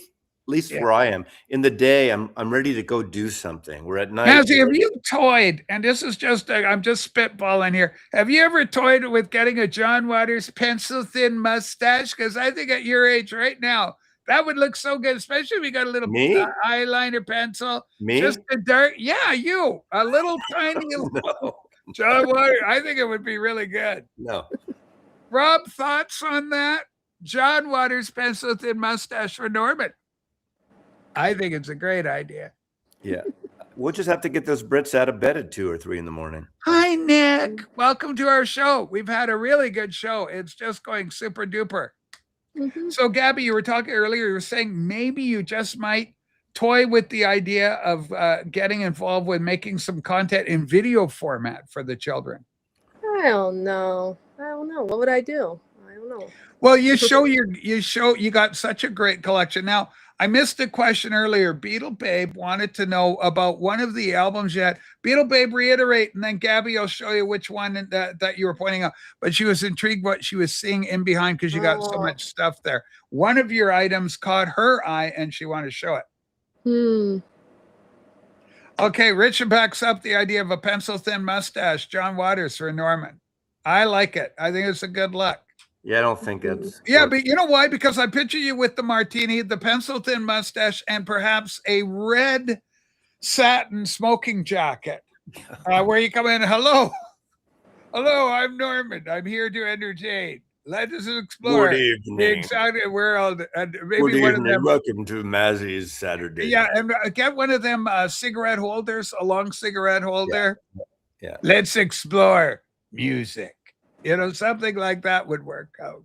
Yeah, I think you need a side companion, like a stuffed animal that you'd have conversations with. Okay, so Mass, what do you think about that? If you had a jocular companion, what about Coffee Dave? Like coffee, you could be the Coffee Dave. I would bring guests on, like the Coffees and the Seven Horse and the. We got trouble right here. It's coming out of Birmingham, bleeding. No, I get it, David. And I like the Brits. The Brits are family to me, some of them, and Marcus goes, I don't think I've ever seen those Lennon photos behind Gabby. Where did you get those? Oh my God!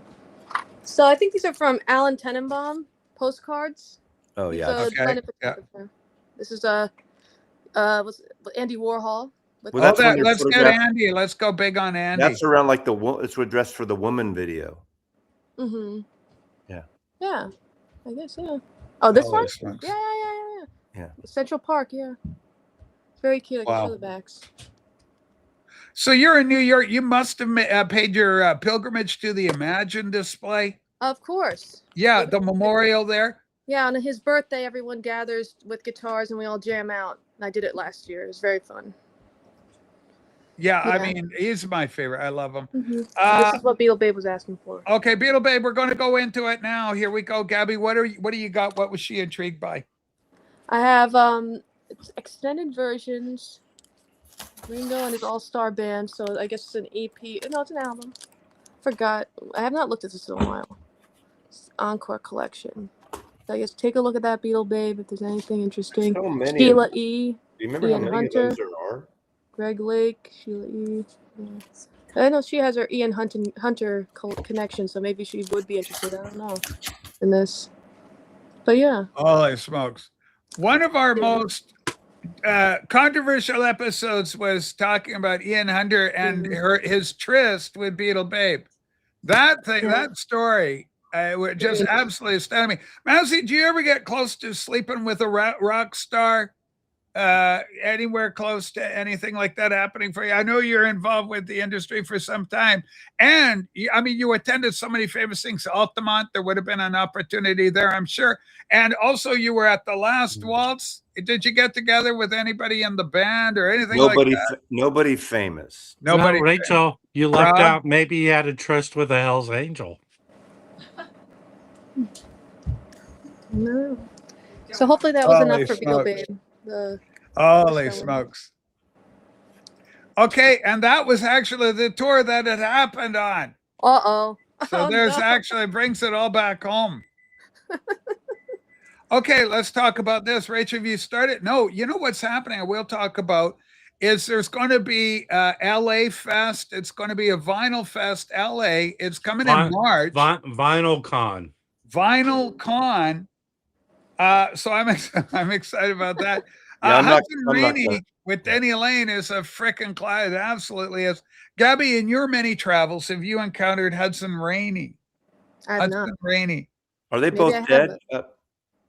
Hudson Rainey's still alive, Mass. Oh, he is? Okay. Yeah. When was the last? Seriously, Rachel, when was the last time you heard from that dude? It was a couple of years ago. Okay. Rachel, I feel like he's in prison now. No, I think, I see him. No, he got pardoned. I think he's a good boy. He's a Democrat. He's a good kid. He's on the Dem ticket. That kid's going to be president one day. The other thing about him. Didn't he have some sort of. Hudson is his voice because what Gabby said, I don't want to say it, but, ever since Something Descended, his vocals have changed.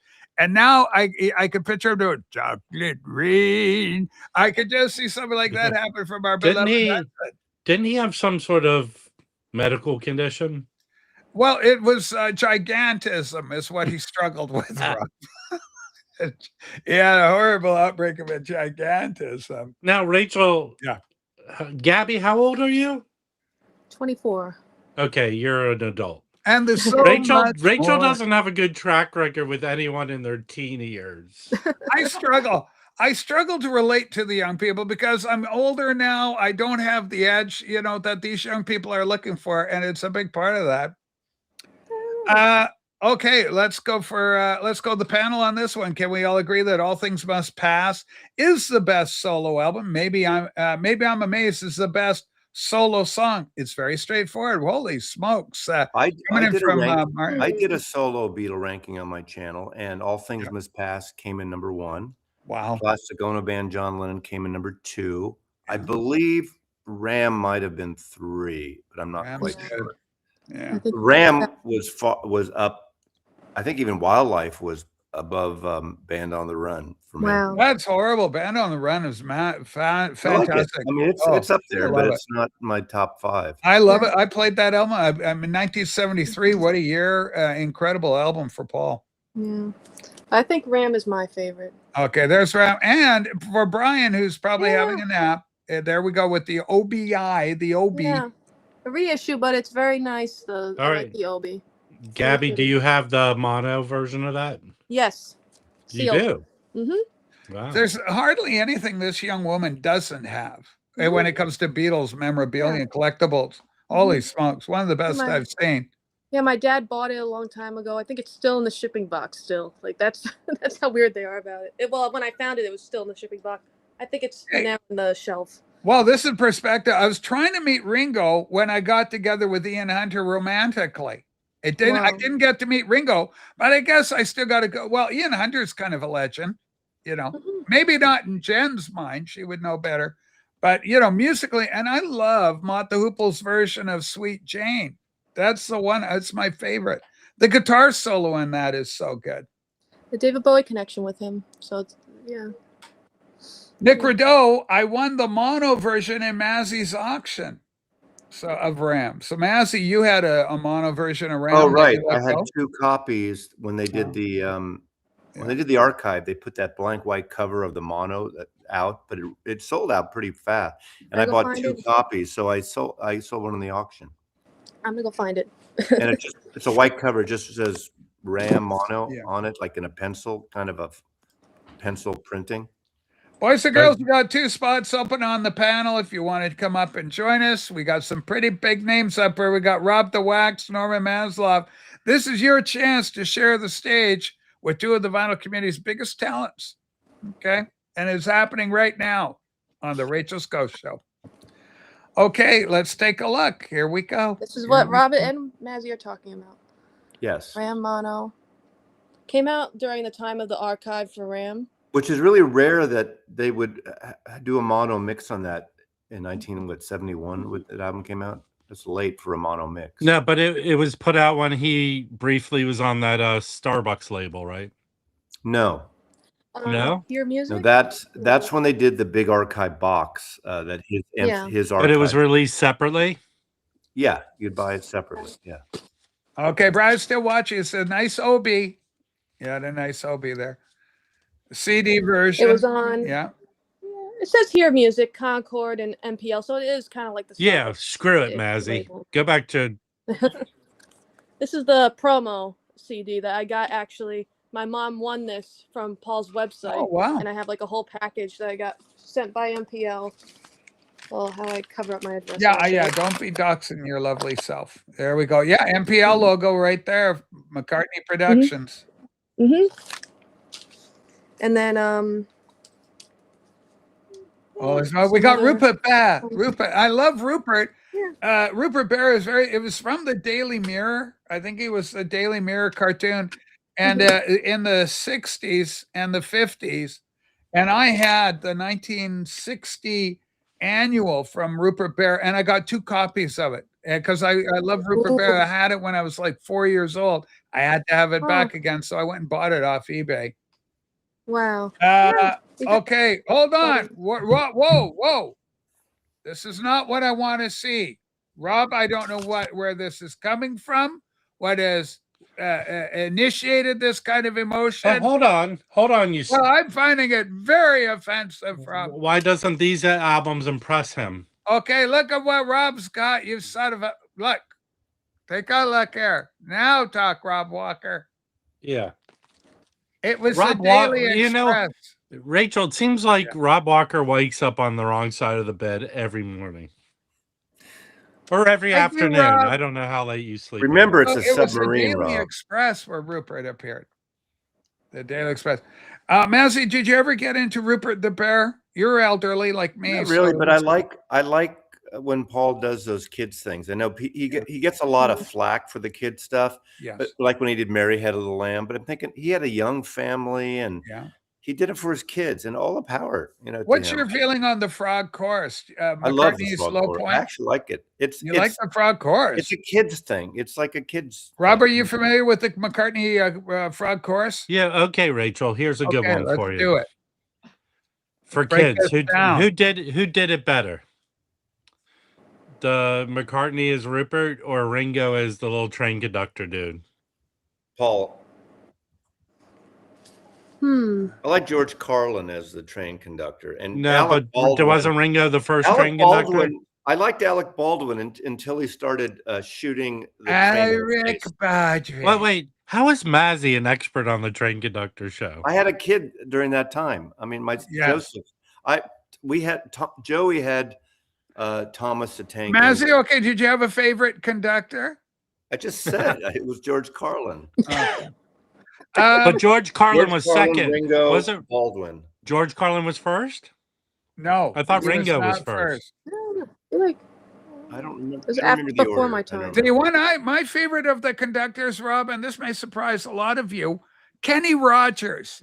He was in the bottle kind of heavily, but Rachel, this is a confusion most people have. Okay, keep going. Kenny Rogers was the gambler.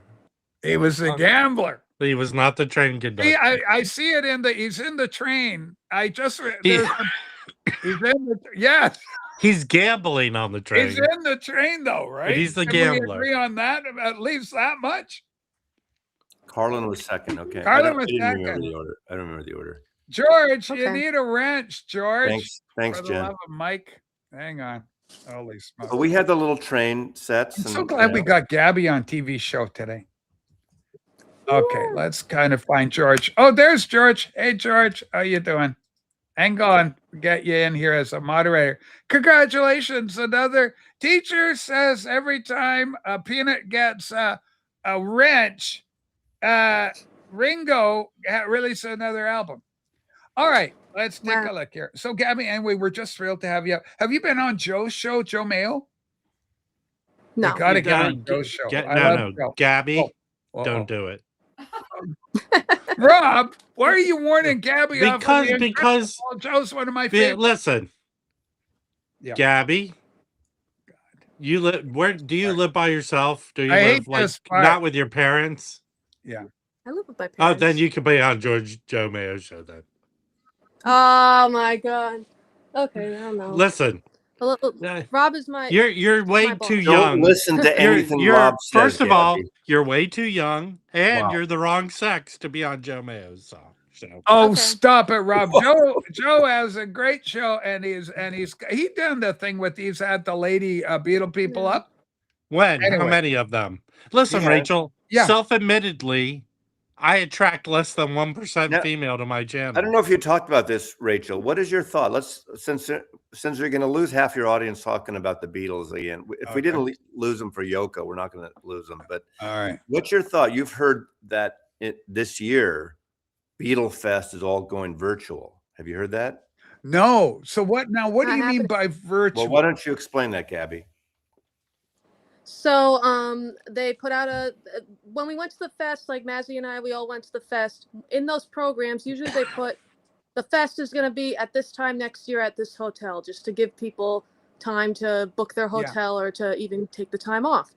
When we looked in the back of that program, and even in April at the Jersey Fest, we went, it's not there. The dates aren't there. What happened? So everyone was a little bit like scared about Mark it. Lapidus is dead clue. Mm-hmm. Yeah, he was. Yeah, Lapidus. Yeah, I've known him for years. Like, we think that he usually keeps on going with it. But and then we get to Chicago Fest. I see Mazzy. I'm like, yay, Mazzy! Looking again, no dates for anything. We're like, we can't believe it. And so this past month, at the end of the month, they put out an email saying that look forward to 2027, we hope to be back, but 2026, we don't have the fest either anywhere. We don't have it in Chicago or New Jersey, and only to look out for virtual streams where they're gonna ask for questions and information so Mark can write his Rachel, memoir. I've been through something like this before. Okay, what it smells of embezzlement. Holy smoke, there's a lot of that going on. Well, I mean, how well attended was that Beatles Fest? It was okay. It wasn't compared to TWA. Here's the problem. Here's the problem now. Okay, let's do it. When you have as your guest speaker, your featured guest speaker, the cab driver who dropped Ringo off in 1976 when he was on a bender in LA, and he mates up with John. Are you joking? Are you joking? Just about. Not. Yes, I am. I mean, we saw the Peter Asher dude there. When you have the Affleck Duck actor as a speaker, you know what's his name? Affleck. The guy. It has to be that. It has to be. Oh, you mean Eddie Deason? Yeah, when you have him, come on. Can it be that it wasn't really well attended and they have to rethink how they do it? it? Eddie Deason was fantastic. I love Eddie. All the A list, all the B list, and pretty much the C list are dead or gone or incapacitated. So Gabby, explain to me what a virtual Beatlefest would.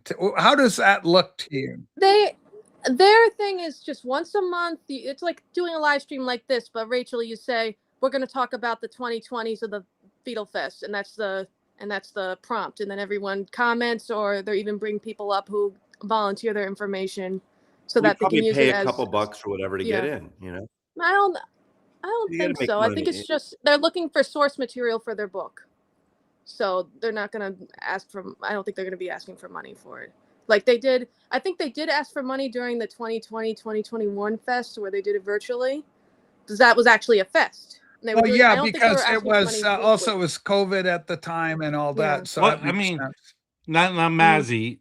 What was the best Beatlefest you ever went to? Oh well, the the best last one was, what is it, 11, 12 years ago? They had the 50th anniversary of 1964 at down in New York City at the Grand Central Hotel. That one was great. I was there. But And it was the I used same to go- organizers, Yeah, it's been Mark Lapidus and Carol, Mark and Carol for years. I mean, I remember when the kids were born even, but I mean, in the 80s, I mean, I went in the late 70s in San Francisco. They had one in 76, I think, was my first Beatlefest. Yeah. They had a few in San Francisco over the years. They had probably 5. And then they always are there lesser Beatles related things like that? Well, there's a couple other people that do something, Beatles on the River, whatever it's maybe called. Maybe it's an opportunity for those guys to step it up. The thing is, they have to reinvent it, because you can't. I mean, a lot of these like big guest speakers are gone, or they can't do it anymore. I got it in a nutshell. We got to get Eddie on. We're getting Jason on. You take over an abandoned Chuck E. Cheese. You redress all the animatronic animals as the Beatles. Boom. There was a time at the Bonaventure in the 80s where there was literally in the morning, the first morning, like 300 people in line to get in. It was amazing. Wow. That's when we were promoting. When our book came out, we did LA, Chicago, Houston. He did it in Houston. He did a San Francisco one. He did obviously the New York or the Jersey. It was Meadowlands then. And we would do them all for about 3 years. And Mark would give us a table. We did a slideshow. And that's where David and I sat and drank with Harry Nilsson and stuff. I mean, that was amazing. Yeah, that would be quite the memory. But everyone's kind of what band has something like that comes close to being like a Beatles fest? Well, there are bands that have Dale, get up here. Monkeys? Simon, come on up. I want to talk to Simon. I want to get to the bottom of the Simon video. Simon, you got to explain your video to me. Hey, I said all the power to you, Simon. If you missed it, I don't know if he's, but I'm saying you were talking about, well, these people who are making money and they're showing their collections, and some of us have to kind of work, and it's hard and struggle. I mean, you kind of got in that woe is me thing. Now that's fine. I'll defend you forever saying that. I want to see, and I watched the whole Simon up video. here telling me about it. It just seemed like a downer video, but you're welcome to do it. You're free to do that. I mean, he's not the most energetic type of person. Passive aggressive thing, about people who, in your mind, are well off, showing their record collections in their rooms and that whole thing, whatever. So that's just my take. I think, whatever. Yeah. What he's wealth? Do it. He's wealth shaming people. No, he's not. You should watch the video and that'll never happen. I know you're not going to watch it. Well, that's why we need Cole's Notes and why Simon could come up and then he explains it. It becomes great TV. I probably shouldn't have brought, but I didn't bring it up. Someone in the peanut gallery brought it up, and I responded to it. That's what happened. Right. So I probably got to take off in a few minutes. All right. Well, that's our loss, but we understand. So this is very interesting. So was Simon bemoaning the tag, Atkinson's tag, or what? I think it was a self-reflective video. It was Mazzy, a downer video. I don't know what that means. Okay. It was a downer video. I mean, to be fair, it rains sideways 9 months a year, and Lard is one of the 5 major food groups in the UK. We turn to Morrissey for light entertainment. This is perspective, ladies and gentlemen. Holy smoke. Is that the Harris Pilton? Is that the legend Harris? We hung out. I love Harris. I like Harris. I'm a fan. I like him. He's a nice guy. Like the biggest news of the week. I can't believe you didn't bring up, Rachel. Yeah. Okay, whoa. What's the other biggest news, Rob? It's that Morrissey's putting a new album out and he dropped a single, right? Oh, did not know that. Okay, good. I hope it's good. There's a date set in March. It's coming out. If it shows up in March, as we know. But on Sire Records. It's like his first album in like 9 years or something, right? Yeah. Okay, where are you going, Rob? Any record shows or something going on? There's something that sparks my interest that was posted at a store, so I'm going to there's a record pop up at a brew pub north. I think I'm meeting Kimbo maybe there. Oh, we love Kimbo. Holy smokes, I'm a fan. It's about 45 minutes from here, I think. Okay, Talk and about this is, downers. oh, so we're going to promote Martin McGrath here. Rach Massey, please check out his Just Give Me Some Truth 1949 channel. A lot of Beatle content, very interesting indeed. Beatle people, there's one for you, Martin. Be careful of Martin, Gabby. He's a bit of a character, but he knows the Beatles stuff. Rob the Wax, ladies and gentlemen. Rob, thanks so much for being part of the fun. No problem. Have a good day, everyone. All right, Bye, well, Rob. It's really nice talking to you, Rob. holy, so look at this. We're all squeezed in. Wait, I know you like the drama stuff. I'm Yeah. not trying to put down Simon or anything. I just Okay, good. someone brought it up. I responded. Yeah. It was a kind of a downer video. It seemed like, I mean, he was drinking tea. He said he was drinking tea. It just seemed like he was just kind of sad, and that's okay. Sometimes it's good therapeutic to kind of vent like that. And that's what it seemed like. My only thing was he did it already a couple of weeks ago, kind of a similar thing, and he did it again in a slightly different direction. Now, all the power to him. I'm not dumping on him to doing that, but that's how I perceived it. Maybe other people think that's okay. What was the main thrust of his thesis? I don't quite know. I mean, it was kind of like, the vinyl. It was one of those, the vinyl community is this and whatever. I'm not trying to, I can't even just describe it. It was a downer. So transcendent. Can somebody who's British or who saw it respond? And it sounds very maudlin to me. Mopey. It sounds maudlin and mopey. It's very mopey. But he didn't mention that, Remember, Gabby will love this. Remember the little character? Some of us have to work hard, and we struggle a little bit. Yes. And some people show their collections and have nice houses and collection. It was one of those type of things where, okay, I understand that, So anyway. Okay, what's going on, Gabby? What are you saying there, kiddo? Okay, I don't know. Before, when we were talking about the fest, I don't know that I hope that they will come back in 2027. Because even though the guests might not be as good, if they rework it, maybe they'll bring down the cost factor because they can't get as many guests as they could. It's expensive now.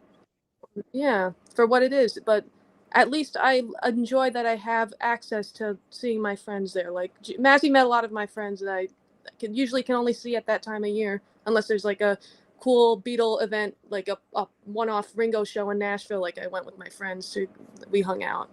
But besides that, there's no fest. That's like the last time. Yeah, you don't want to suffer audio room envy. Nobody should be envious of anybody else, what they got in terms of material wealth. It's just, it is what it is kind of territory. Now, listen, kids, Rob's had to go. There's just the three of us up here. So come on, we're a community little show. Star Power. Bring up Star Power's comment. That's kind of funny, actually. Okay, well, I was concerned about this comment because it might seem that we're promoting alcoholism or something. Now, first of all, apparently, he said he was drinking tea, so I don't know. Okay. But we don't encourage alcoholism in any form. Thank God Scotty's here. Hello, Scotty. Hi guys. Hi Gabby. Hi Mazzy. Hi Rachel. Huh? Hi DJ Scotty. Don't look at the camera while you're driving. I'm looking at the road.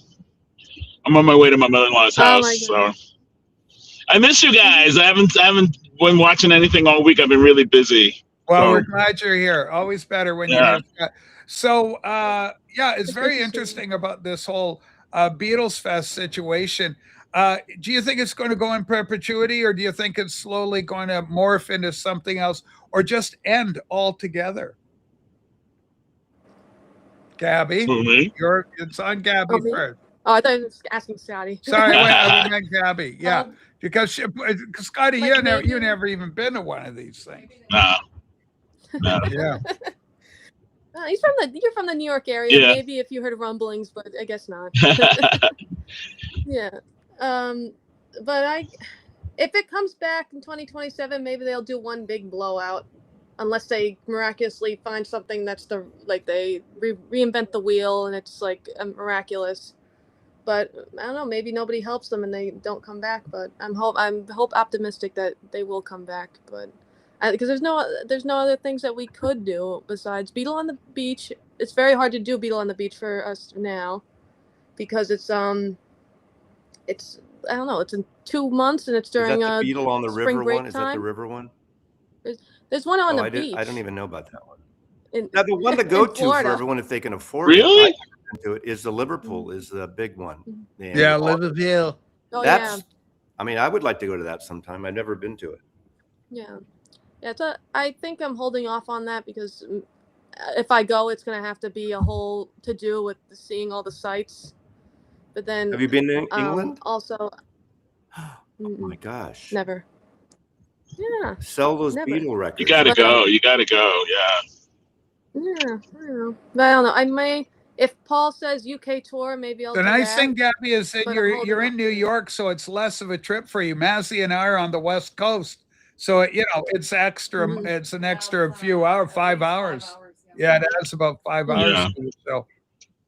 Well, yeah, none of my family has gone. Okay, so Eddie it's a feels big that the deal. Beatles as an entity will eventually age out. I think there's some truth to that in terms of the red hot fan bases, but they are the Mozart and Beethoven, of our generation, of the 20th century. There'll always So be, they'll always exist in that. there on always that will level. be a tour component and a travel component. It's kind of like in our introduction, the reason we did our book, it's like people would go to Stratford upon Avon to see where Shakespeare was born, and people go to the Anne Frank house, and people go to these pivotal places where people were born or grew up or lived. And the Beatles obviously is one of the big ones in this last century. So of course they're going to go there. Like going to the Hendrix thing. You wanted to go to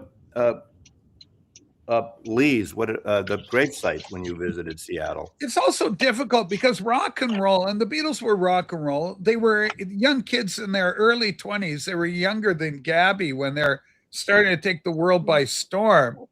And, it's a young man's game or a young person's game. Let's be more broader in that. And so when you get even Peter Asher, when you see Peter Asher, he's starting to show his age, and they're moving a little slower and they're talking a little slower. The years catch up to us. We're mortals after all. If we learned anything from Bob Weir's passing, it should be that we're, very human. Vinyl Dale, I agree with you. A lot of people I know feel that January is a hard month. And I hate to say this, and on Rachel's show, but not just the normal course of January post holidays and weather and stuff, but what's going on in this country this recently is very depressing all around for everybody, left, right, whatever. The pain will be over soon enough. The world is about to right itself. Good things are happening. I'm a very positive spin on that. Good Thank for you you. for your I'm take glad on that. it too, man. Yeah. Take off the masks and stop shooting people. Okay. Yeah. Oh my God, those grave sites. I was out there yesterday. I miss those. I love those. They're still around. I do those. I love going to a graveyard. I'm one of those types of people, but I've got that, I've got the Scottish and the Irish thing going for me. So I work with melancholy, works very well for me. I like a melancholy kind of vibe. I do too. I'm not against that. And there's been times of feeling that. And I am sympathetic to that kind of stuff. To me, the whole there's no rules on Rachel's show, Rich. I mean, I didn't go there. I mean, it's a depressing time. That's all I'll say. It is. That's fair enough to say. Yeah, that's whatever fair enough it is. to say. I mean, but Bob Weir dying, that's sad. You know, for me, I'm probably not like the massive Dead freak and Deadhead, but I saw them a lot. I'm a big Dead fan. And also it magnifies for me personally growing up when they were around in San Francisco. So at that time, my generation. So I was surprised how that affected me last night. Martin, you're over in the UK. I forget what part of the UK you're in, but I went to Liverpool, and the fact that Eleanor Rigby's grave is directly across the street from Woolton Parish Church should give you an idea that Woolton Parish Church, the fact that it's right across the street. Paul gives a really good explanation as to the inspiration for the song, but you cannot help be struck by the fact that the name Eleanor Rigby, how many Eleanor Rigbys have people met in their life? That is literally right on the gravestone, right across from where he meets John Lennon. Coincidence? That's a hell of a coincidence. And that on the very next gravestone from Eleanor Rigby is Father Mackenzie. How the hell? I mean, really? wow. Yeah, really. I was bet there. you that church heard the song, went to their chiseler, made a few things, stuck it in there to get more people to visit it after the song came out, and pretended it was 100 years old. Well, and of course you've been there yourself too. You've seen it yourself, Maz. So certainly, I didn't see the grave sites. You've never seen the grave? I went right to that. Thing's been there more than a week, and we couldn't even find Brian Epstein's grave site. That's interesting. Epstein, you would think this would is be this is 1978. It was like, oh, there's nothing here to see. I got to tell you though, the advantage we had a cab driver. Like we didn't do a organized tour thing. We just grab a cabbie and he drove us right. He says, "Oh, come on over here," and he took us over and we looked. I said, "Well, which houses?" I said, "I want to go see John's house." I just Aunt Mimi. I didn't care about Paul's or George's or even Ringo's. So we saw Ringo's. We went to the Dingle and we went to Ringo's place. That was interesting because the hotel at the end of the street is the cover of Sentimental Journey. So you're at Ringo's store, you look up the road, and there it is. Go ahead, Sue. Hey, Michael, we need you. Oh, there's Michael. I think the clothes are going to Liverpool. Yeah, I went to Penny Lane, and I went all over the spots, the roundabout, the barber shop. It's all there. In fact, just over here, I've got a picture of myself sitting at the corner right at Penny Lane. There's a little street sign. But Michael, you need a wrench. To 4D's comment, asking Danny, you're getting a wrench too. Young kids who don't know the Beatles names, but you could say that about people have heard of Shakespeare, their parents or someone might go visit them, but they don't know all the plays, or there's certain things about, but you don't know the details. But you go to London and people have heard of Abbey Road, whether they can name the Beatles or not. And so that's one of the tourist sites. Not for everybody. People will always know who know something about the Beatles. Like they'll know something about Elvis, the same kind of thing. Yeah. You don't have to be a fan. And Elvis, everybody knows who the guy is. Everybody knows Elvis. And of course, Elvis did the movies. And so it's just like Marilyn Monroe or whatever, They're iconic. They're just iconic, and they always will be. Yeah, I agree with you on that level. Cultural icons, and they get elevated. I mean, Elvis is a good-looking guy. He's easy on the eyes. I want to go to Ringo's place. Here's the thing, Beatle Babe. That whole block, England's doing interesting things. So there are renovations in very poor, impoverished part of Liverpool, the Dingle. And so I don't think there was any effort to really conserve Ringo's house or as a national treasure or anything like that. And when we were there in 2016, it looked like pretty much they were ready to tear the whole block down. They had already started boarding things up. The only thing to tell you it was Ringo's place is somebody had put a picture of Ringo in the window. And so when you go by, there was a little 8x10, a picture. Remember that? Just leaning up in the window. Yeah. Yeah. Somebody who had the house, I guess they did it for the tourists looking for Ringo. But it was a lot of fun. And I went to the Grapes, the famous Beatle pub. And there's a little sign that says John Lennon. I said, everybody move.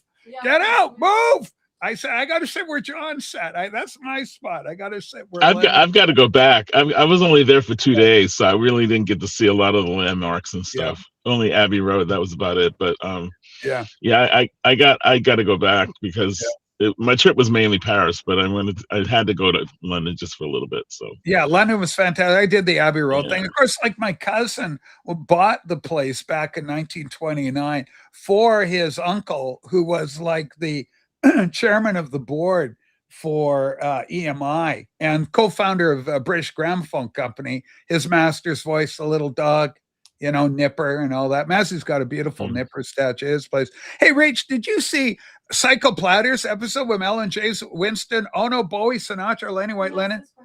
Yes, that last week. You kind of fixated on that as a kind of a gay thing for you. I'm not too sure what's going on, but you could be attracted. Check it out. Talk to your psychiatrist. Mazzy, you've got the best Beatles book other than the Louis John, or asking me what is the best one? Ours is not even in the top 10, but it's really.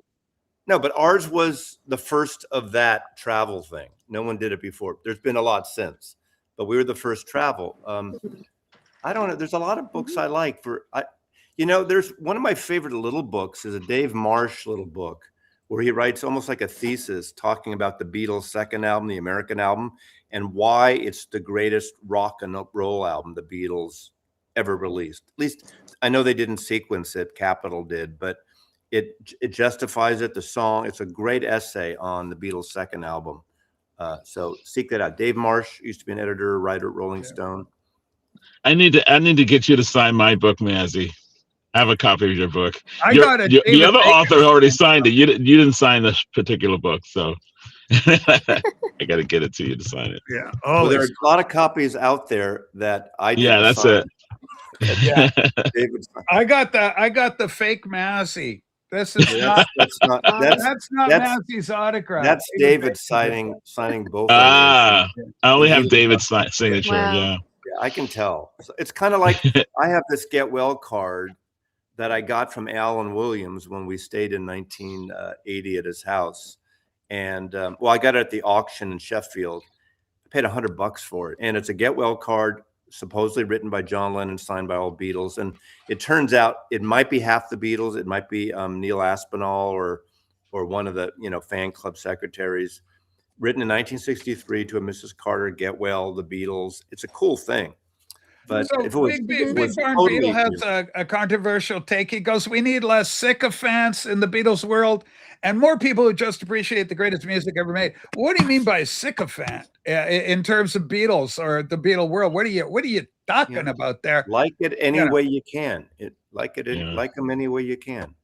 Well, I just love the band. I mean, they're the greatest band ever for me. They're my favorite band, and they're the only band I they're the only band I collect. I've got multiple Zeppelin albums and I've got multiple Yes albums, but the Beatles are the only ones I collect. What's that? Tell them about the Zepp pricing yesterday. Oh yeah, there was I saw a Zepp first Canadian press for 250 Piper at the Gates of Dawn. I thought that was too much for that. I think 250 is too much. It was near mint, but I still think 250 for a Canadian press, even here in Canada where it's going to have more cachet. If it was a UK press, even that I would look, it's a little questionable, especially when you think about the Beatles. You can get there for like 125 first UK pressings that are in really good shape, right? So anyway, I saw it. It would look cool, but I don't know. Okay, Gabby, favorite Beatle books. What do you got? Well, I have something that I found recently that looks like Mazzy's book. That's a Mark Lewison that came book. out way after ours. Yeah. I wonder where he got the. Yeah, it looks like he's been inspired by somebody we know. Yeah. But then, I will say Mark Lewison is a more detailed thing. It's a travel guide. Ours was more like a coffee table, armchair traveler type of thing. We have a few mistakes in it too, because those are the days. Yeah. Well, I can't. Internet. And I can't wait till St. Pete. We're gonna have a Beatles museum finally. Why? There's one in Dunedin, but What, in Florida? Because it already exists in Dunedin, but it's too small, so they're coming to a bigger space. They're going to the old Dali Museum, and they're gonna make a Beatles museum at the old Dali Museum, which is pretty cool. That sounds fun. Yeah. It'll make St. Pete a definite destination. That's really cool. I mean, it's already a destination, but it's going to be even more. Because we have Dali. We have the biggest Dali collection in the world here in St. Pete. So, and now we'll have a huge Beatles collection of everything. I've seen the old museum. It's pretty cool, but it's very tight. So I love Beatle. Yeah, I love that. About Beatle books, there are so many different segments, like genres. There's the biographies. There's the real specific discography types and gear books. There's books by a lot of the great photographers that photograph them. So it depends what you want. And there's obviously the solo biographs and my favorite Beatle book, and I say this every time this topic comes up, is The Longest Cocktail Party by Richard Diallo. Yeah. That guy, the house hippie, he's there. It's a story of dysfunction with young creative artists with lots of money, not knowing how to manage it. And so it was like watching a government in operation with the wastage and the money going out and nothing to show for it. And the cult of personality, the John Lennon being enamored of Magic Alex and his devices to create a music studio at Apple headquarters for them. And, wiring all over the place and celebrities bouncing in on a whim to try and meet a Beatle for their kids. Who they talk, Humphrey Bogart, Lauren Bacall. It was Lauren Bacall and her kids show up. And so it's got Mel Evans or Derek Taylor, one of the guys, running around trying to get a Beatle so that Lauren Bacall can be appeased, or because she said, "Where's the Beatle? I want to see a Beatle." And the way I want to see a Beatle. You know where like an animal. You know where Lauren Bacall lived? Is horrible, right? You know where Lauren Bacall lived? Where she lived? In the Dakota. She at the Dakota? Yeah. Yeah. Simon made it. So apparently I did know where she lived. Yeah. Okay, Simon, Melancholy Simon, tell me about this video that you launched. What happened? This could go viral for you after today's program. You were in a depressed state. You had too much crumpets. What the hell happened? What was in the tea? What was in the tea? Yeah. It was coffee, actually. It was coffee. It wasn't really a depressed state. I was just thanking the vinyl community and the ones that left positive and supportive comments on my last few videos regarding the tag, and kind of thanking them for their understanding of where I was coming from. Although there were some that didn't understand, there was some that did, and I think on the whole it was mostly a positive thing over a negative, because I thought there'd be a lot more flack, but there wasn't. It wasn't so bad at all, actually, considering. But yeah, I was just. It got me to watch the whole thing, whatever that's worth. So. Yeah, well, it got a lot of views. I think I've noticed, when you're actually talking to the camera to people who are watching, it tends to get more views than showing the records. When it's about real things, whether it's about the vinyl community or anything particularly. When you're talking almost like a one-to-one to people. Yeah. I think people like to engage in that, and they can see you for who you are, a lot more clearer than just a person who shows records. I think we both totally agree on that. That's one thing we really agree on. Mazzy's always done that. Personal stories, whether they're emotional, whether they're heartfelt, and I know heartfelt. I tend to be snarky about everything, so it's not just geared to you, but I totally agree with that. And that's why, Rob will tease me about telling the stories and going on, and I go on like you in a different way in my version of it. But there's certain people that love it. There's certain people that get turned off by it too. But of course there is. Yeah. It becomes a bit monotonous, doesn't it? Forever showing records in every single video, And I got records I could show, but I'm kind of saving them for my live streams now, and I just thought about doing something a bit different, and just ladies and gentlemen, here's Simon. It's called Simon's Mopey Video. You can check it out. But that's great. No, I'm glad. You want to get the views on. Simon, that's my philosophy. I've always run with this show. People get tired of seeing. So everybody's showing records. We're the vinyl community. Everybody's got frickin' records. But it was just that personal thing. The personalities, the people we bring up, and to have a laugh, to take it very lightly. Don't get your nose bent out of shape. Get your ego all wrapped up. Sit back, enjoy the talent that we present. I've got Gabby and Maz and Rob, Simon, and DJ Vinyl Vertigo. We love Scotty. So it's great to have all these people. You guys are the talent. You're the ones that the people want to see. People enjoy that human contact. So obviously you were able to strike a note with what you were doing in that video, Simon. So good on you, lad. Good on you. Yeah. And so it was well received, do you think, Simon? Yeah, fairly well received. Yeah, it wasn't about the views. Don't get me wrong. I know I mentioned about the views, but I think it's kind of like a therapy as well, because living in the UK and in Britain at the moment is it's pretty horrible, you know, regarding how things are politically. Living just about anywhere these days is pretty horrible. That's true. Yeah. That's true. But the like, world is a tinderbox right now. Yeah, it is. When you're working, and it's pretty miserable working, especially for me. December being a postman, it's horrendously bad. And then you're going into January. Do you ring twice?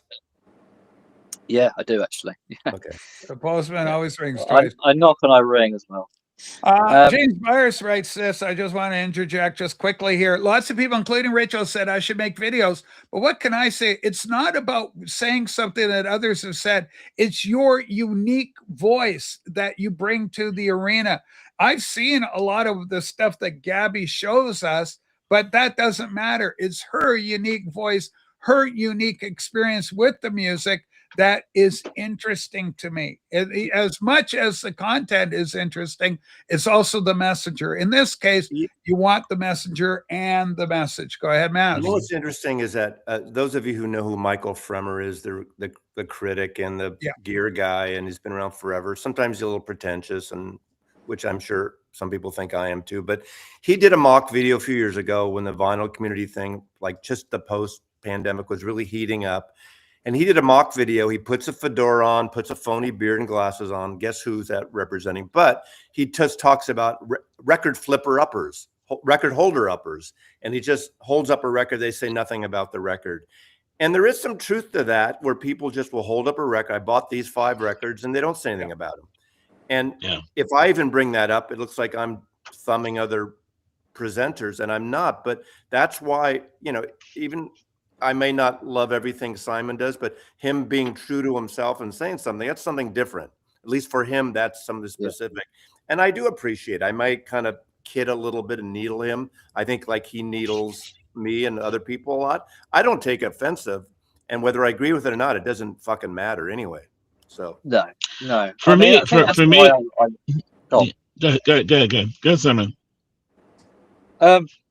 You started. I think that's why I look forward to the vinyl tag is because knowingly that December is pretty rough for me, and then a lot of people, you know, regarding the expense of Christmas, of course. So I was kind of like looking forward to having the vinyl tag, you know, from the first on onwards, you know, as something to look into, you know, for that particular month. But obviously that's now changed to sort of more late December, and you know, I'm getting used to that idea, and you know, I've moved on. I've accepted it and moved on. I mean, it's not a massive deal, but why can't it be January for you? I mean, you could really ignore it in December and just do your thing in January. I mean, well, I have done. I'm probably not going to do a tag this month, and probably won't do one until next year. But if I'm not in the mood for it, then there's no point me doing it, you know. So I took my ideas to doing other things, you know, whether that's voicing my opinions or, you know, doing my videos, which I did do. You could do the top 10 wankers on my route, on your postal route. I'm sure there are some that are assholes continually, but there's some great people too. Some great, you know, it's just the way it happens. So I mean, for me, I come from a long line of British postal workers. I got to tell you, in South London and Lewisham, that was where my crowd was at. Go ahead, Scotty. Sorry to interrupt. My dad's postal worker. So yes, represent the posties. And all of his friends. Steve Jordan, the drummer. I kind of grew up with him because my father's best friend was also, they worked side by side at the post office, and Steve Jordan was a postal worker. Steve Jordan's father was a postal worker. So the guy with the Rolling Stones plays drums. Yeah. But for me, it's always been, I always looked at what I felt was lacking, or what people were ignoring or not seeing in the vinyl community or any music community, not just the vinyl community, but any music lovers. Like I started doing the Shaka Files only because whenever anybody brings up Shaka Khan, all they ever think about is Shaka Khan, I Feel For You, or I'm Every Woman. And there's more to her than that. And that's why I decided to do the Shaka Files. And it's been very successful because there was a lot of things that people didn't know. about her, and they didn't realize how much music she's done with so many people and all that kind of stuff. So I just decided to do that, and so you have to find your path, and that's and that way you're not going to just do the same thing that everybody else does. Can I respond to Bob Callan's comment there? Okay, so Bob has upset Mazzy. Don't do that, That's Bob. okay. He might be joking or not, but he doesn't take me seriously because I did that pulp review. And the thing, bizarre review. And he's absolutely right. But unbeknownst to me, when I bought that, it was a special store version with a white cover, no information on the songs or anything. And I bought it, and I did a what the fuck moment because it was something to do. But I liked the music. I liked the record, but I wasn't reviewing the music really. I was reviewing what the fuck this is. At least put an insert in telling me what the songs are about. So I understand that. But to not take me seriously for anything else based on one video, I think you need to maybe do an average, watch 3 and see if you still feel that way. Just my opinion. Yeah, you do have to watch. Yeah, you can't judge a channel on one video. You absolutely cannot. Just like you can't judge Rachel on one stream.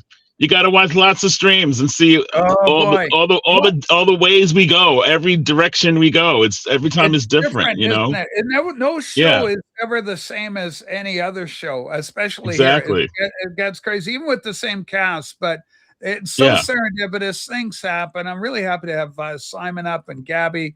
Because we don't get them all the time up, and so it's nice. And everybody represents their own sphere, and they bring their own insights to things. So let me ask I you welcome it here. Go ahead, Simon. I want to ask Simon this. I know you guys. I don't know. I've been watching lately. I don't know which streams you get on in the UK, but I would think, at least for me, the reason I come on these kind of things a lot, because it does help and it's nice talking to other people and music, and we do veer off and get crazy and stuff, but I think that's one of the best things. It's therapeutic. Do you do more of these? I agree, but that's a lot what I was saying in my video, that the reason why we do what we do is to connect to people. Absolutely. Yeah. That's my number one reason. Yeah. Whether that's videos or live streams, I think it's the people you meet and connect with, which is the reward from doing this. It's not the views, the subscribers, or monetization, or any of that stuff. It's the rewards of meeting people. I think. I think we have the basic understanding of one another. Yeah, hold on, we understand each other. Yeah. Okay, hold on. I think there was a controversy though. Did you, when you were all you Brits got together, Simon, their meet and greet? Did you encounter what's known as the Bristol stare of death? The Bristol stare of death. It's something to be avoided. The Americans have their own as the Austin death stare, but the Bristol stare of death, its the English equivalent, is quite horrific. Have you ever have the discomfiture of encountering? Who originated that? Well, the Austin death stare. The people I've met, we pretty much click straight away. It's like it's if we've known each other for years. Yeah. It's like, hi Ian, hi Rob, straight away. The understanding and the chemistry was there. Yeah, it's a lot of fun. It's a lot of fun. Yeah. Yeah. Now you went up to Yorkshire, right, for your meet and greet? Everybody was in Yorkshire. I went up to Leeds. Yeah. Okay. So Leeds is in Yorkshire, I think. Yeah. Hey, I got to get going. I'm going to go see my mother-in-law. Go help her out. So got to get a help feed her and stuff. All right. Take care, guys. Always good to see you guys. Scotty. Bye. Love you guys. Have a great day, man. Bye. All right. Holy smokes. There's always room on the pallet for all the talent. Holy smokes. We've got a lot of talent out there. There it is. There's the link. Come on up and talk to us. At last, a VC legend. How do you get along with Walker all right, Simon? You kids get along good? Very well. All right. That's what I love to hear. I love Rob. Now, there is rumor that Rob my best friend. I think Rob's coming over here. I took Rob to Abbey Road for his very first time. Yes. You guys went on a vinyl crawl, right? In London? Ankle. Yeah, but we met again separately. Just the two of us had like a half a day together, and we went to Abbey Road. and we went to a pub. We went to a record store, and nice. Rob and I were besties for half a day. That's nice. Yeah, Rob. I met Walker David Donnelly for half a day. Rob. Unfortunately, he had to leave early, but it was so fun hanging out with Walker. Would be David a blast himself. to hang out with. Go for a pint with Rob Walker would be just fantastic. I went for half a pint with all of them. Okay. Yeah, I'd be having a lot more than half a pint. They went for 4 pints. I went for half a pint. Yeah, that's what I'd be. You're starting to get up near my numbers. Okay, I love that. Horsey people for Sue. And Jen likes horsey people too. David, how are you? Welcome to the show. Nice to see you. We got fellow Brit Slime in here. Yeah. I thought I'd up the Brit level. He's from West Sussex. He's from West Sussex. West Sussex. Are you near Crawley? It's not pronounced with an F. Sussex. No, I'm more southern than Crawley. I'm along right south coast. Okay. Right. So Bournemouth, Brighton type sort of. Yeah, Worthing, Bognor Regis, that area. Oh right, Robert Smith used to live there. Right. If you ever saw him wandering around shopping for groceries. Buyers, get over to America. Mazzy will put you up for the week. There you go. That's the way to do it. So yeah, sorry, I was late. Not sorry. No one was waiting for me, but I do. I like watching the live stuff when it goes out. But yeah, I was with my niece. It was her birthday today, so Happy birthday.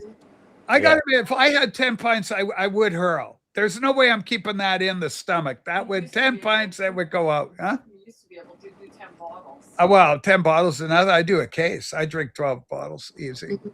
But now I'm done. Now I'm done with. I don't. I had 3 pints last night. It was quite nice. But that's about my capacity at this age, this venerable age.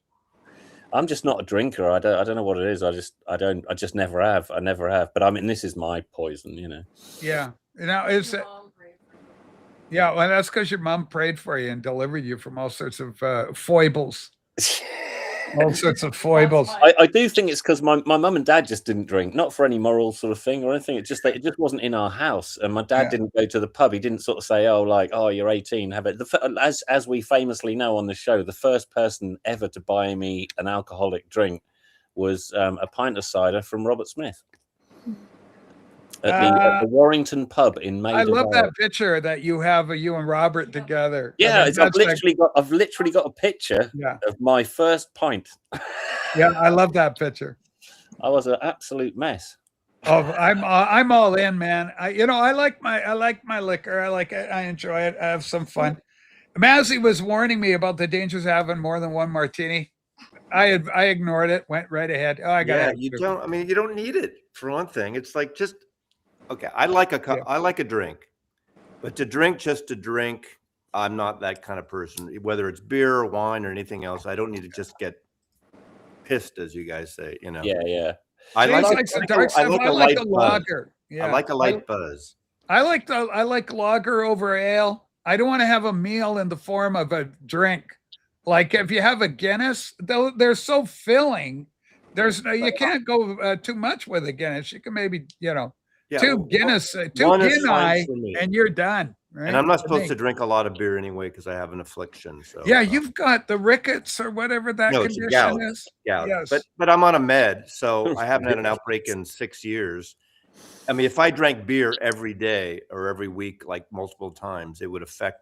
Well, you got a beer belly and all that too, so there's that aspect of it. You're just you look great. No, you look fantastic. Seriously, you look after yourself. You look great. I mean, you can't. Yeah. But I think I'm glad though, because I think one of the things was that I'm so glad that in my career, whatever it is, I remember everything. I mean, I find it so sad when I talk to some of the others, like Ed or Glenn or whatever, and I said, "Oh, do you remember that gig? You did this sort of thing," and it's like you often get the thing back. No, I don't remember that at all. I don't mind. Did we? Did we do that sort of thing or what? And I was, it was brilliant. And so I'm glad to say that I remember everything. I remember all the good stuff. It's not. I wasn't so hammered. That I wasn't hammered at all. So I really remember the feelings, the sounds, the smells, the atmosphere, all that sort of stuff. So I'm glad that I didn't wipe it out with with that sort of thing. But yeah. What happened to Rob Walker? I thought he was here. Rob's here. He's here. He's watching. He just put up a comment. He's watching. I thought he was coming on screen. No. No, he didn't say. I don't want to see that, Mazzy. Oh, whose hand was there? Then he disappeared. That was Scotty. Oh yeah.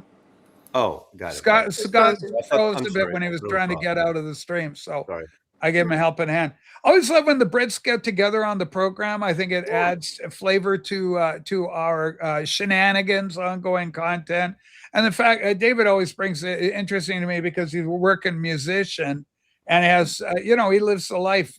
I was playing my guitar yesterday. It was so much fun. I just love it. And it's such a privilege to have, a great instrument. And you can just pull it off the wall and plug it in. I went electric and I was, noodling around and playing with the pedal. I have some nice pedals I was playing with. So it's fun to do. Isn't Nick Fantasy amazing that what he knows about all that? Because I'm not a techie guy. Whenever we talk, he starts talking about, I showed him the wah wah pedal that I use at the stage. Crybaby, legendary. And he said, what's inside it? And it's like, I don't know. What do you mean? What's inside it? He knows all that stuff. If you talk about an amp, a guitar, a stereo gear, he knows the model, knows what's inside, has those questions. I just want to turn it on and have it work. Sorry, I just got star power. A non-boozing musician equals boring. Really? Well, if Rachel didn't worry about getting taken off, I could give you some great. He's talking about Ringo Starr. He's talking about Ringo Starr. Yeah. All right, let's go to Gabby. She's got herself an axe, as the young people call them.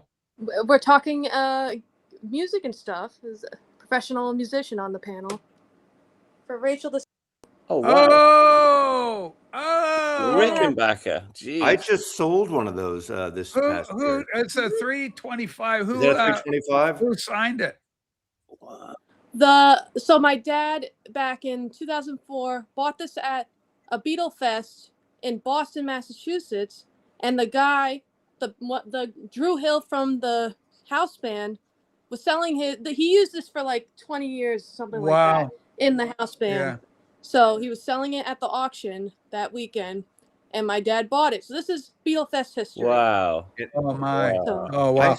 I have the John Lennon model of that, and I sold it. Yeah, well, that's the John Lennon model too. No, but there is a signature. You had the signature edition. I had the 12-string signature edition of that.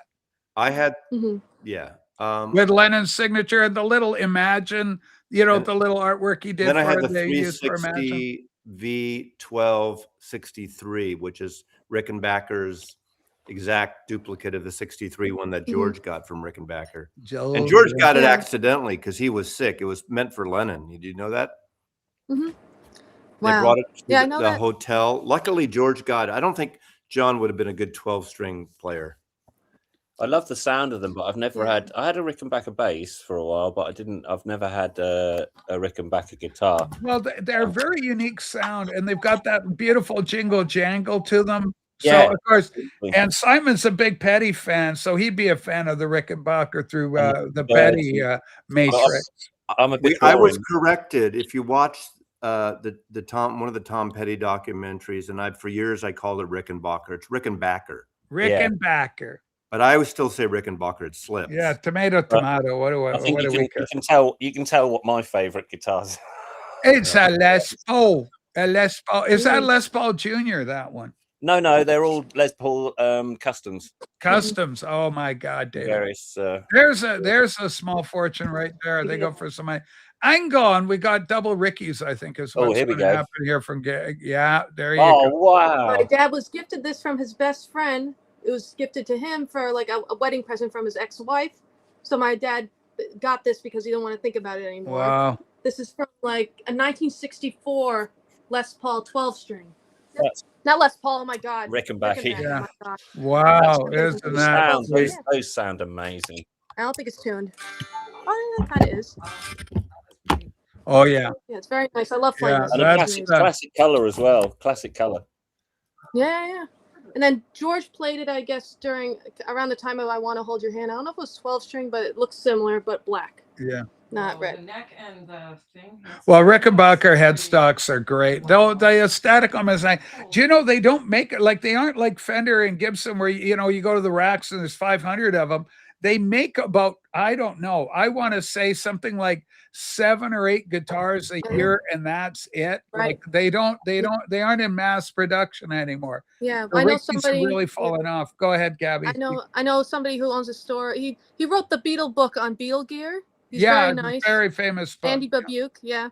He actually has a store in Rochester, New York, and he has Rickenbacker make special colored and spec'd guitars for him for his shop, and they immediately sell out. But when he gets them ordered, he says that it takes him like ages for them to arrive at his shop for them to send out to his customers. There used to be a website, a guy in the States, and I forgot where he was, and all he sold was Rickenbackers and Bachs.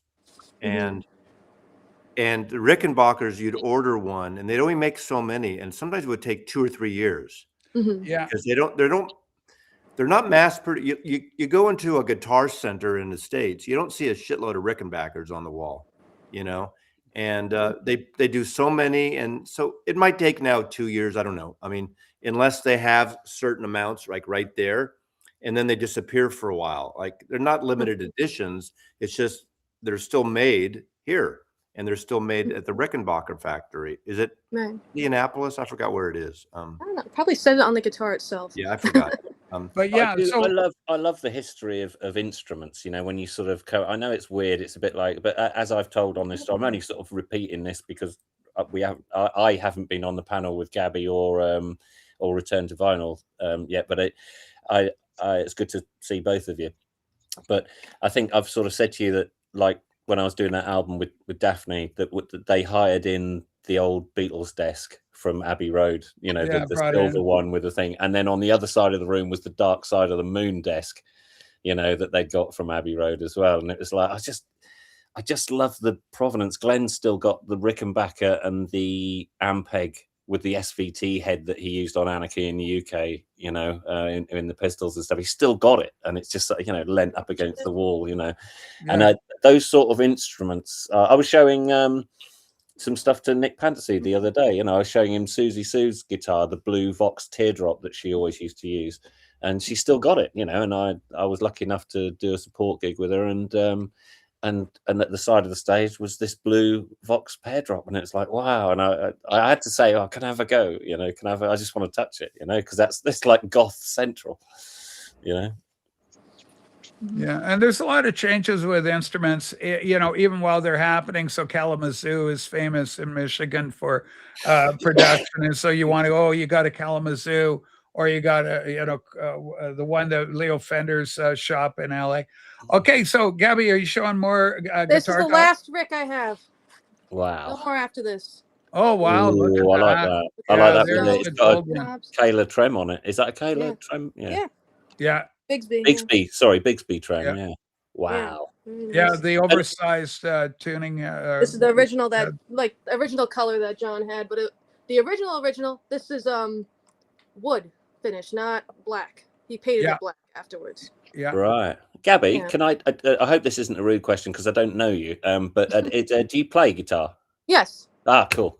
That's a good thing. Yeah. That's good. I know, I've got a friend of mine who's a Kiss fan, and he's got like the Paul Stanley Ibanez PS10 and stuff like that, and he doesn't play guitar. Wow.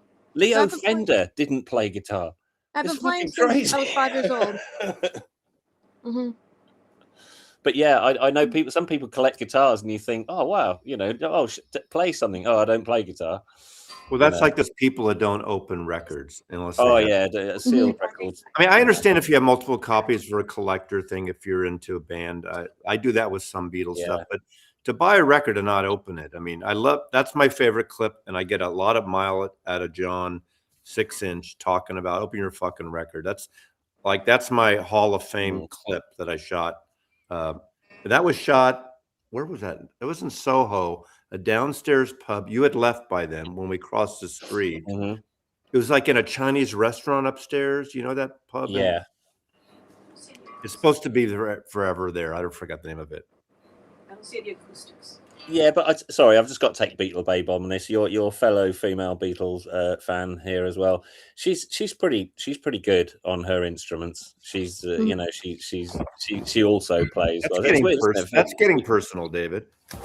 No, she is good. Great fingering technique. Sorry, had to go. Hey, I'm gone. But no, she's really good. She doesn't really push it very far. But I've seen her, sort of just at the ukulele as well, which I haven't a clue how to play. But no, the Beatle Babe's got some guitar skills, definitely. She's got some licks. I think I was actually classically trained in guitar. That's how they. Oh wow, gosh. So everything. If I play like a solo, I'm not that good at that because I was not taught like by a teacher about that. But oh right, I'm not tuned. I'm not tuned, bud.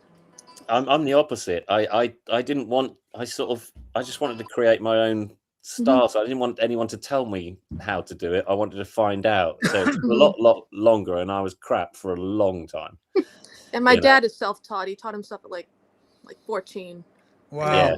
And then he was in a band with his best friend, and then he dropped out of college to be in that band with his best friend and also manage a shoe store. They moved to Florida, Miami to try to be in that band. It didn't work out. And he eventually went back to college 7 years later and eventually became a doctor. Went to medical school and everything. So that's different. I mean, financially, probably a good idea. But it's basically he wanted to collect guitars. That was his. Wow. He was. How many? Yeah, we talked about this. Your dad has a ton of them, right? Yeah, that's his thing. Mm-hmm. Yeah. Holy smokes! I've got like 5. Massey, I think I got 5 right now. Massey, you had quite a collection too at one point. I sold 3 in the last 2 years. I don't need it. I mean, I had a George Harrison the Rosewood Telly, but the chambered one, not that came out like 5 years ago. And luckily, I got more than I bought. I got more than I paid. Not a ton more, but I got more than I paid. I had Rocky that Fender put out 3 or 4 years ago, and I sold that. I sold the 2 Ricks, and the only ones I kept. Michelle gave me a Strat, a red Strat, American Strat in '92. I kept that because she gave it to me. I'm not going to sell it. I have the Johnny Marr Jaguar, which I love because one of my first good guitars was a used Jazzmaster, and when I got it for my bar mitzvah, that wasn't a cool guitar. That was considered a surf guitar when San Francisco and psychedelia was happening. And when your parents get your guitar, George's Telly. Your parents pick out a guitar. Oh yeah. That's your parents pick out a guitar, and it's a Beach Boy guitar, and you're not into the Beach Boys at that point. So I like, but then of course those guitars, those like Jaguars and Jazzmasters, became cool in Elvis Costello and Television. They were cheap, and all the post-punk band or pre-punk bands and new wave bands were paying those Jazzmasters and Jaguars. Oh, there's cool. Rocky. But this is not from Fender. Quick, don't move away. Just hold the guitar. Let the kids see a little bit of it. Yeah, that's not the one I had. Yeah, my dad bought this on eBay. Probably. There's a lot of knockoffs. Yeah, there's the original color on the back of it. Yeah, but we bought it like 20 years ago, so I wasn't gonna buy the brand new one that was not a knockoff. So George grabbed a bunch of Dayglow paints and even his wife's nail polish or nail varnish, as they say in the UK. And he painted that at Esher. I think at Esher is where he painted that. Gabby's working out, Sue says, from lifting all those guitars. Yeah, that's Sonic Blue, as described by James here. James is a very skilled guitar player, David, and James is actually recorded at Abbey Road. So he's been around. He's in North London, I think, as near as he'll allow me to identify his location. Yeah. Hang on, Casino. It looks like we're dealing with. What's the matter, mate? Go buy records. Play the fucking records. Don't just stick on the shelf. Play the fucking record. Buy the full record. There you go. Awesome. This is. It's not like the people who buy like the wood finish because they want to be casino. This was released. I don't remember much it was limited to, but we have number 25. It was released with a painted casino down to the specs of the original Revolution. Which is that? I have a casino, but I have like the $600 one. And this one was, it was actually made for us because it arrived. We bought it from Epiphone. My dad called them up and said, "I'll come pick it up. I don't want it to be damaged in shipping." And they said in Kalamazoo or maybe even Nashville, I can't remember. But they said, no, we ship every day. Don't worry, we'll ship it to you. Well, they ship it to us. Arrives, they put padding underneath the headstock. Arrives completely snapped. The headstock. Yeah. So David Donnelly's having flashbacks. Yeah. Yeah. Well, it's something I was talking to Nick Pantsy about. I sent him a couple of pictures. My mate Paul, who plays for the Boomtown Rats, he's got his favorite special guitar in a hard case, a proper flight case, and it came through the airport at the end of this tour. Massive hole in the flight case, great big crack down the neck. It's like, how hard they must have dropped it with an anvil around its neck from a high thing to do that. I mean, it takes a lot to do that, but yeah, it is crazy how many people I know who have had. Luckily, I've touched wood. Yeah, knock wood. I've not had a problem there. Do you play My Fellow Brit in the corner there? No, I don't play. No, I just listen to records and CDs and things. No, that's cool. I enjoy football, but I don't play. The UK doesn't have like in America we have media mail for books and records to sell, so you can ship books and records cheaper than normal first class. Do they have anything like that there? Funny enough, someone mentioned that to me. I've never heard of it. I don't think it exists over here. Okay. Because you can sell a record for $4 or $5 now, which is considerably cheaper than like that weight or that size package would cost like $8 or $9 or something. Just can't see that happening over here. Like what, £5-10 to send. Yeah. I think it started mostly with books because books are so heavy, and if for libraries. The less small head snapping things because the angle of the stock there's a lot of stress on it, so it doesn't take much to break them. If they fall over, you can lose one. These are gorgeous. David's white Les Pauls are just beauties. This one, this is the one that I got attacked on stage in Liverpool. Wow. And it's I think there's at least two of you that have the Venus Reaction single. The center label on the Venus Reaction single is this with the blood all over the back. There's a picture of the back of this in the center label of the Venus Reaction is this, and it's because I got attacked. But yeah, this came off worse, unfortunately, but I had it fixed. Yeah. Wow. So my God. That's the damage. But yeah, I also had a rather large hole in my head, and I lost a tooth. Oh my God. So, and this was just covered in blood. So, of course, a well-meaning photographer jumped up on stage and took lots of photos of it and sent them to me. So, wow. But yeah, this has been through the wars with me. This one. Yeah, totally, absolutely. It's the one. It's actually the first guitar I bought with my record deal in 1992. Wow. I gotta head out. It's my commercial. I'll do my commercial first, then we'll let you go. Okay. Goes to Patreon, $5 a month. Come and support Rachel and Scoozy. You get Scoozy thrown in as a bonus when you do. So, well, usually. Nice chatting, Rachel. Nice chatting, Gabby, Simon, and David, and Theodore, and Alvin, and all. Yeah, good to see you, Simon, Gabby.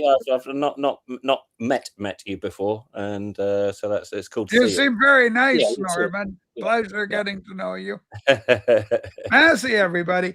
Now, we're not going to be here a whole lot longer. We're coming up on the third hour. I like to do a 3-hour show. We got a minute to go. So, Simon, what's next for you in the creative content department? I don't know. You know what? I go into the year thinking, what the hell am I going to do this year? After doing maybe a video more or less every week previous year. But I just do. Something will come to me, something will come to me, and I'll just do whatever it is I do, I very much wing it, It's the best way. I think it's the best way to do it. And you know what? It's one of the great preventions to burnout if you do it that way. If it becomes a chore, then it's no fun. And then why are you here, right? And then if I do less content, I'll do less content. Maybe I'll have a bit of a break this year, Maybe I'll do a video every fortnight, or maybe every month. It'll be what it will be. You know, I don't worry about it so much now. I'm just like now. I've been here for like 6 years doing this, so Yeah. you know, some years are going to be more consistent than others. So it's just one of those things, isn't it? Yeah. And there's a lot going on calling for our attention in these interesting times.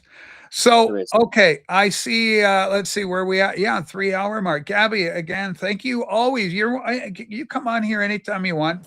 Same for Simon. You come up anytime you want. I think you're good in the format. I think you're good for the show. David, always a pleasure. You know, you're one of my rock gods.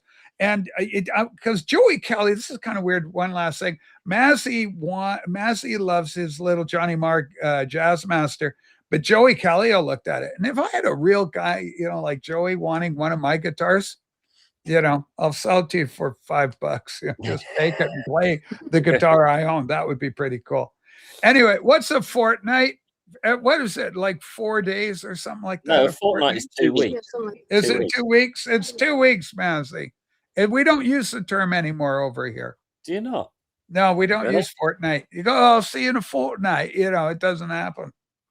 Anyway, everybody, we love you all. Thank you so much for watching the show. We will be back on Tuesday. We do 2 shows a week. And yeah, think about supporting us financially through Patreon. We appreciate it. Take care, everybody. And thank you also for the eggs purchased earlier, Edward. Bye, everybody. Take care. Poof. Bye. Poof.